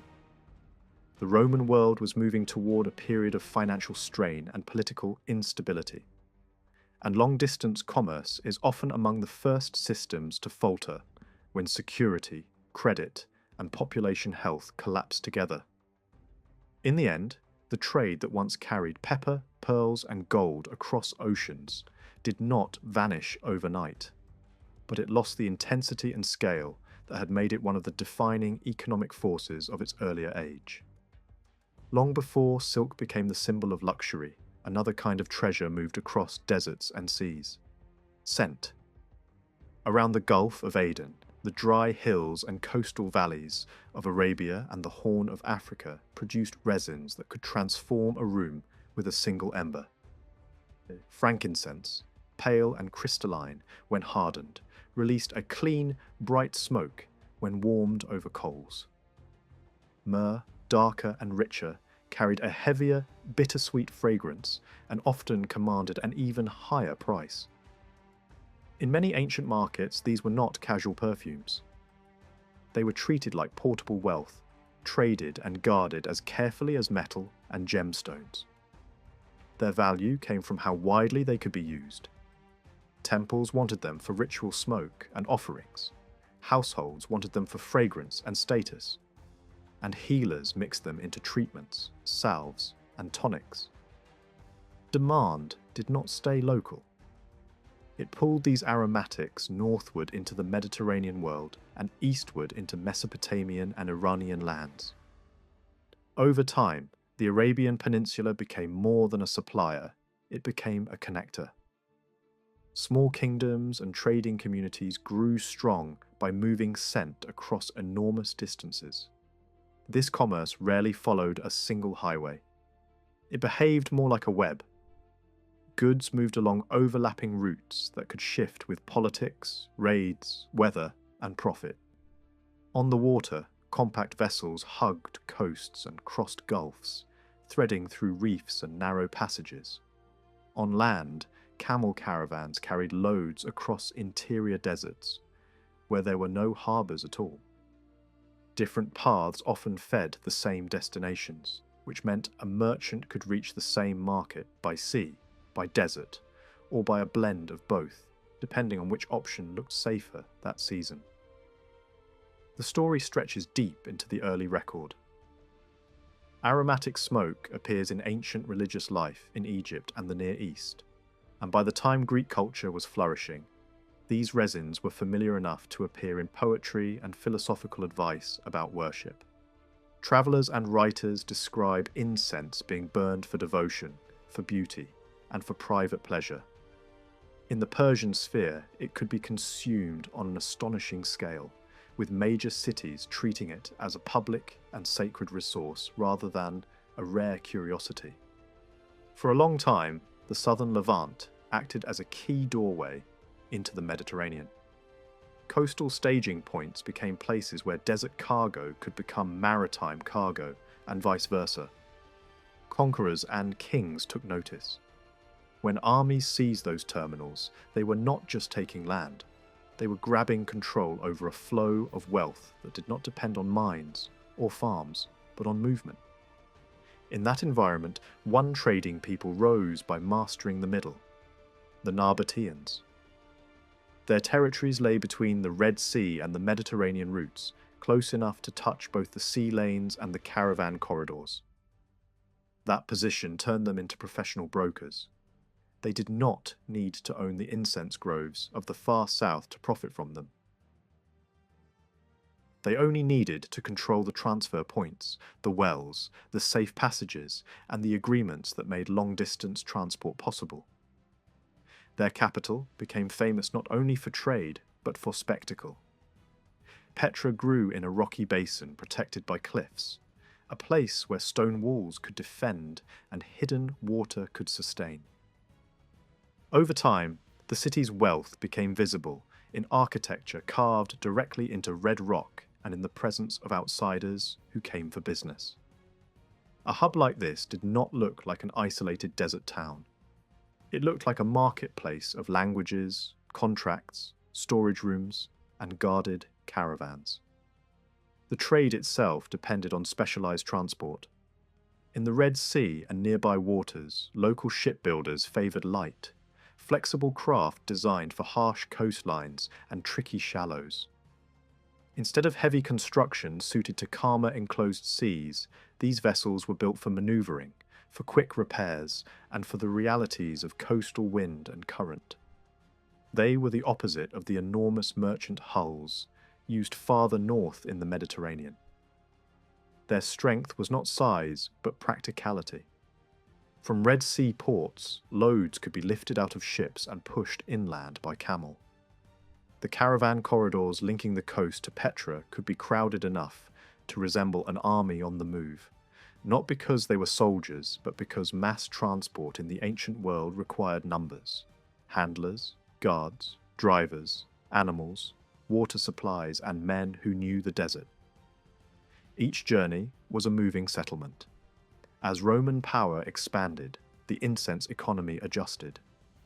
Egypt became a Roman province, and Roman officials quickly understood that Eastern goods meant tax revenue. When multiple corridors existed, merchants naturally looked for cheaper paths. That created a problem for any state trying to protect its income. If one route was lightly taxed, trade would slide that way.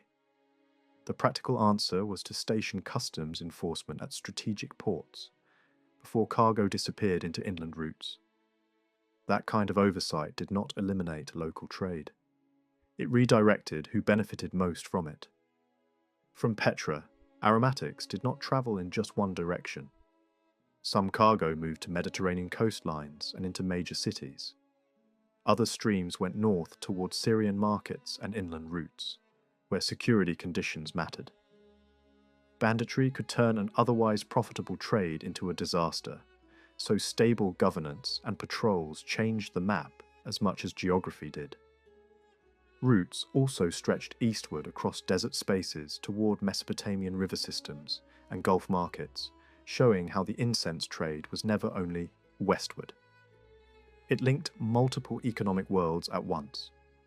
Across the Red Sea, another power was rising on the African side: Aksum. Along the coast, the key point was Adulis, a place that functioned as a gateway between the sea and the Ethiopian interior. The settlement drew in goods from surrounding regions and sent them onward to inland towns and royal centres. It offered what many traders came for in East Africa: ivory, tortoiseshell, and horn, products tied to hunting and to control over upland zones where big game could be taken. But these markets were not peaceful by default. Coastal raids were a constant threat in many areas, and ships sometimes anchored defensively offshore rather than sitting exposed in an open harbour. Trade required caution, timing, and the ability to move quickly when conditions changed. The exchange worked in both directions. Roman and Mediterranean goods arriving on the African coast were often practical: cloth, metal, tools, vessels, and decorative items. Some objects were valued for status, but many were valued because they solved problems locally. Metals could be turned into ornaments, cut into pieces for exchange, or reshaped for weapons and hunting gear. Tools mattered because woodworking and construction were constant needs in any port economy. Even mundane items could become prestigious when they were rare in the local environment. Foreign residents appeared in such hubs as well. A port like Adulis could host merchants from multiple regions who stayed long enough to need familiar supplies. That created demand for foods and drink associated with their home markets and for coin to settle deals among outsiders operating alongside local exchange systems. Trade centres were not just places to buy goods, they were places to live, negotiate, and wait out seasons. Beyond these Ethiopian connections lay the far side markets of the Horn of Africa, the Somali coastline facing the Gulf of Aden and the open Indian Ocean. These ports mattered because they were close to the source zones of fine aromatics and scented woods used in elite perfumes.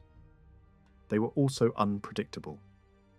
Supply could vary by season and by local politics, and prices could swing sharply.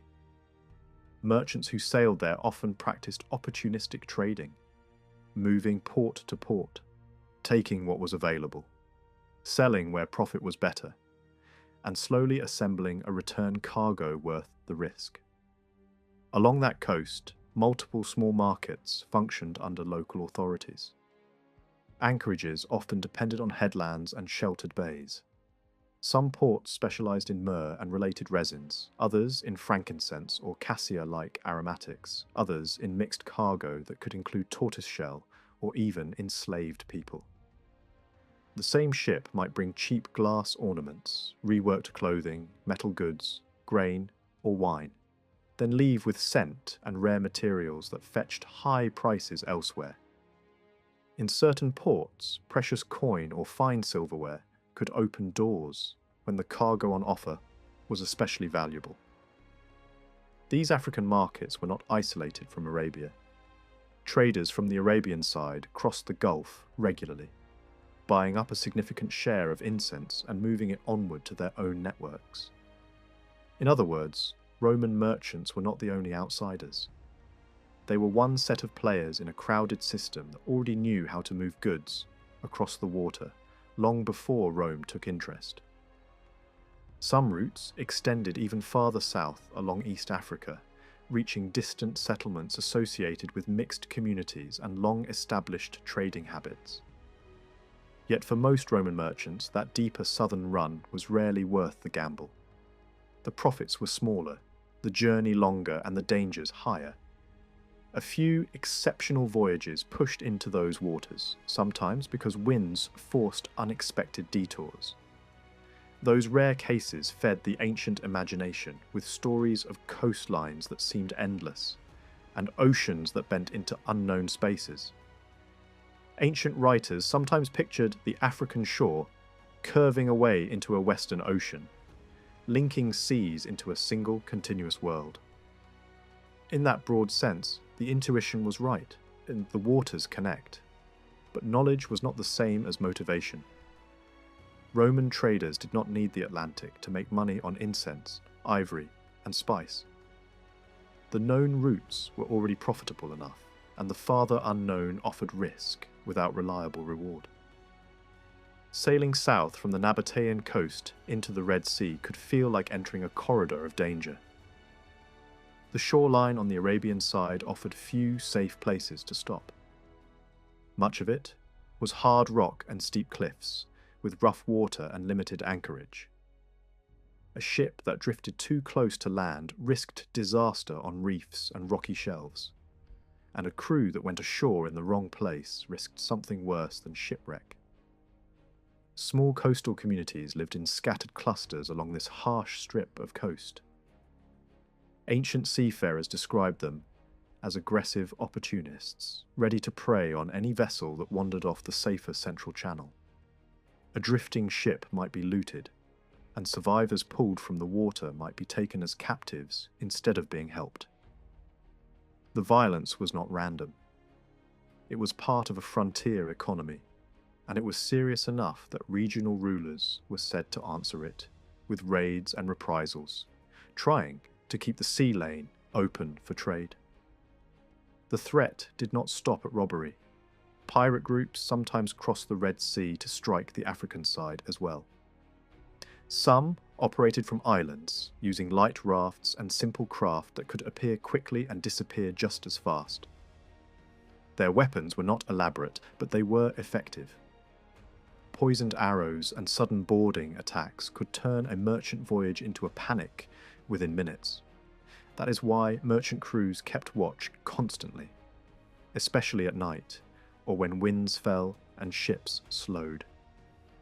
It also explains why armed guards, often hired mercenaries, were carried aboard long-distance traders moving through these waters.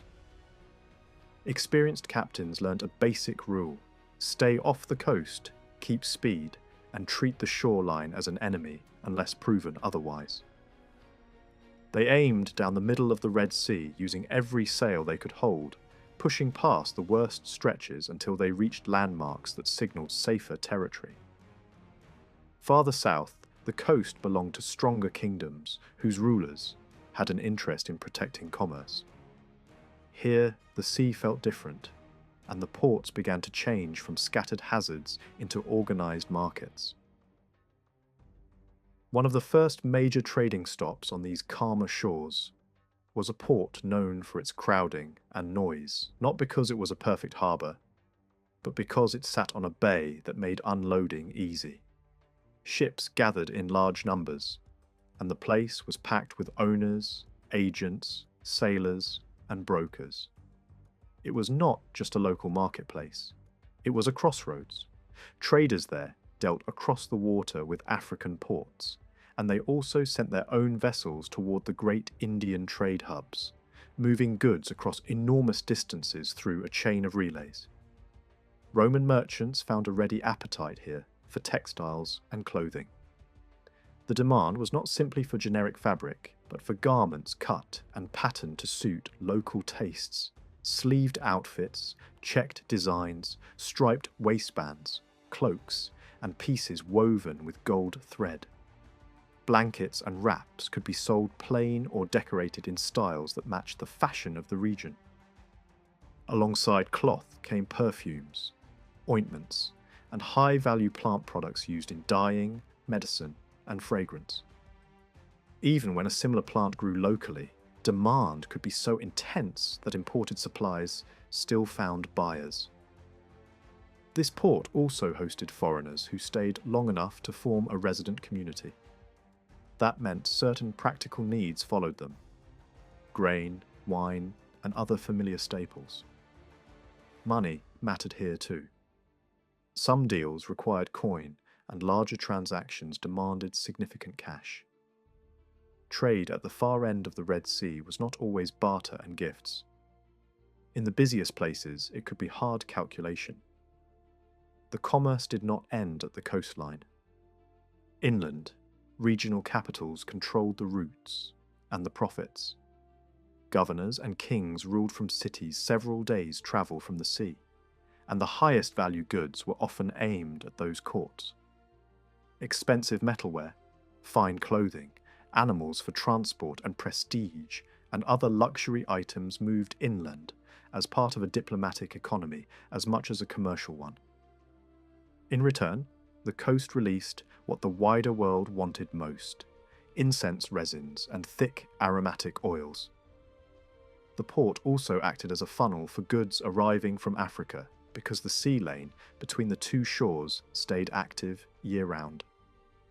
Southward, near the narrow straits that connect the Red Sea to the Gulf of Aden, another station gained importance as a practical stopping place. Long-distance ships paused there for water and supplies before pushing into the open Gulf and the wider ocean beyond. The timing mattered. A vessel that misjudged season and wind could lose weeks, or worse. Past the straits, ships passed a site that had once been famous as a wealthy emporium. By the time many later sailors described it, it had shrunk to a modest settlement known mainly for water. Its decline was remembered as the result of violence and war. In the age when Rome was consolidating power, imperial ambition had reached toward the incense kingdoms of southern Arabia. Roman leaders had heard stories of extreme wealth built on aromatics and luxury goods, and the temptation was obvious. control the source, and the profits might flow into the empire like a river. A campaign was launched with grand expectations. Early plans included naval strength and coastal operations, as if an ancient dream of conquering Arabia by sea had returned in Roman form. Warships were built and preparations made, but strategy shifted toward a hard march through desert routes. The result was brutal. Disease, heat, shortages, and distance undermined the expedition. It ended without the permanent conquest Rome had imagined. Yet failure did not mean the region stayed the same. Power balances shifted. Local rulers used the moment to absorb rivals, claim broader titles, and present themselves as useful partners to Rome rather than enemies. Diplomacy and gift exchange became a tool of survival and legitimacy. Farther east, along the southern Arabian coast, another kingdom controlled the greatest prize of all, the finest frankincense groves. Unlike myrrh, which could be found in multiple zones, high-grade frankincense from specific producing regions was treated as a strategic commodity. Kings and their agents managed it as a monopoly, gathering it, storing it, and releasing it on terms that strengthened royal authority. Their key port sat on a barren coastline marked by dark volcanic rock and stark cliffs. From offshore, a traveller could see a promontory rising above the settlement like a natural fortress. Below it lay storerooms, workspaces, and buildings designed for trade. Inland routes brought incense by camel, but the coast also had its own local transport methods. Small craft and improvised rafts that could move cargo alongshore and into port facilities. The impression given by ancient observers was that the entire place functioned as one vast warehouse. Foreign trade left fingerprints there. Containers and tableware from multiple regions reached the port, showing how widely connected it had become. Some vessels came from Gulf markets, some from the Nabatean sphere, some from India. Roman cargo arrived as well. Patterned fabrics, local-style clothing, copper and tin, wine, and select food supplies. Amphora fragments and fine tableware tell a simple story. Roman merchants did not just bring raw goods. They brought the material culture of their own world into Arabian markets, and portions of that material flowed inland to supply royal capitals. Because the incense was controlled by royal officials, high-level negotiations were often required. Money, precious metalwork, elite garments, animals, and prestige items mattered because they spoke the language of courts. The return cargo was compact and immensely valuable. Resin did not take up the space of grain, timber, or stone. It could be stacked and secured, then sold for large sums in distant markets. That compactness created an unexpected practical problem: balance. A ship that arrived with heavy bulk goods could leave with a lighter load once those goods were sold, especially if the return cargo was mostly incense. Ships needed weight to sit properly in the water. One solution was ballast, rocks loaded to stabilize the hull. Another was to take on cheap, heavy merchandise that could still be sold at a profit elsewhere. Wine could serve this purpose. It could be moved in reused containers, refilled and repackaged, then carried onward to India as a bulk commodity with a reasonable return. If a ship was not sailing onward, it could simply load stones, then dump them when it reached an Egyptian port and needed space for the next cargo. Over time, that habit could leave strange piles of foreign rock far from their original shores. Most Roman merchants operating out of Egypt did not chase every possible market. The Persian Gulf, for example, already had strong overland links to Roman frontier regions, which made it less attractive for merchants committed to the Red Sea route. Time, risk, and competition shaped choices. Many ships focused on the Arabian coast and the India run, where direct returns were clearer. beyond the main incense port, the coast entered the producing highlands. Monsoon air could make the horizon hazy and the atmosphere heavy. Frankincense trees clung to gullies and slopes, and stories circulated about how the harvest was managed, who worked it, how hard it was, and how unhealthy the districts could be. Nearby, fortified stations served as collection points, guarding supplies that would eventually be funneled back to the major warehouses. One harbour in this region had a special role, not because it was a normal destination, but because it could become a refuge. A ship returning late from India might find winds turning hostile, and the route back to Egypt suddenly risky. In those moments, shelter mattered more than schedule. Local authorities sometimes allowed stranded ships to wait out the season, but permission came with conditions. Cargo could be exchanged under supervision, and incense could be taken only with official approval. Such strict control naturally fed stories of divine guardianship, tales that the gods themselves prevented theft and punished anyone who tried to smuggle even a small piece of resin away without consent. Whether believed literally or not, the message was clear. The harvest belonged to the king, and rules were enforced. As demand rose, incense production adapted. Harvest cycles increased, and additional crops entered the market earlier in the year. That shift encouraged a second system to grow alongside the sea route. The long caravan trail running north through the interior, stage by stage, toward the Mediterranean. Overland transport was slow and expensive. Every stretch required water, fodder, lodging, guards, and payments to local authorities. By the time caravans reached Roman-controlled terminals, their costs were enormous, and customs duties added yet another layer. Still, the money at the end could be worth it, especially when an earlier harvest could reach Mediterranean buyers before the main shipping season. As Rome tightened its grip on regional politics, client kingdoms did not always remain clients.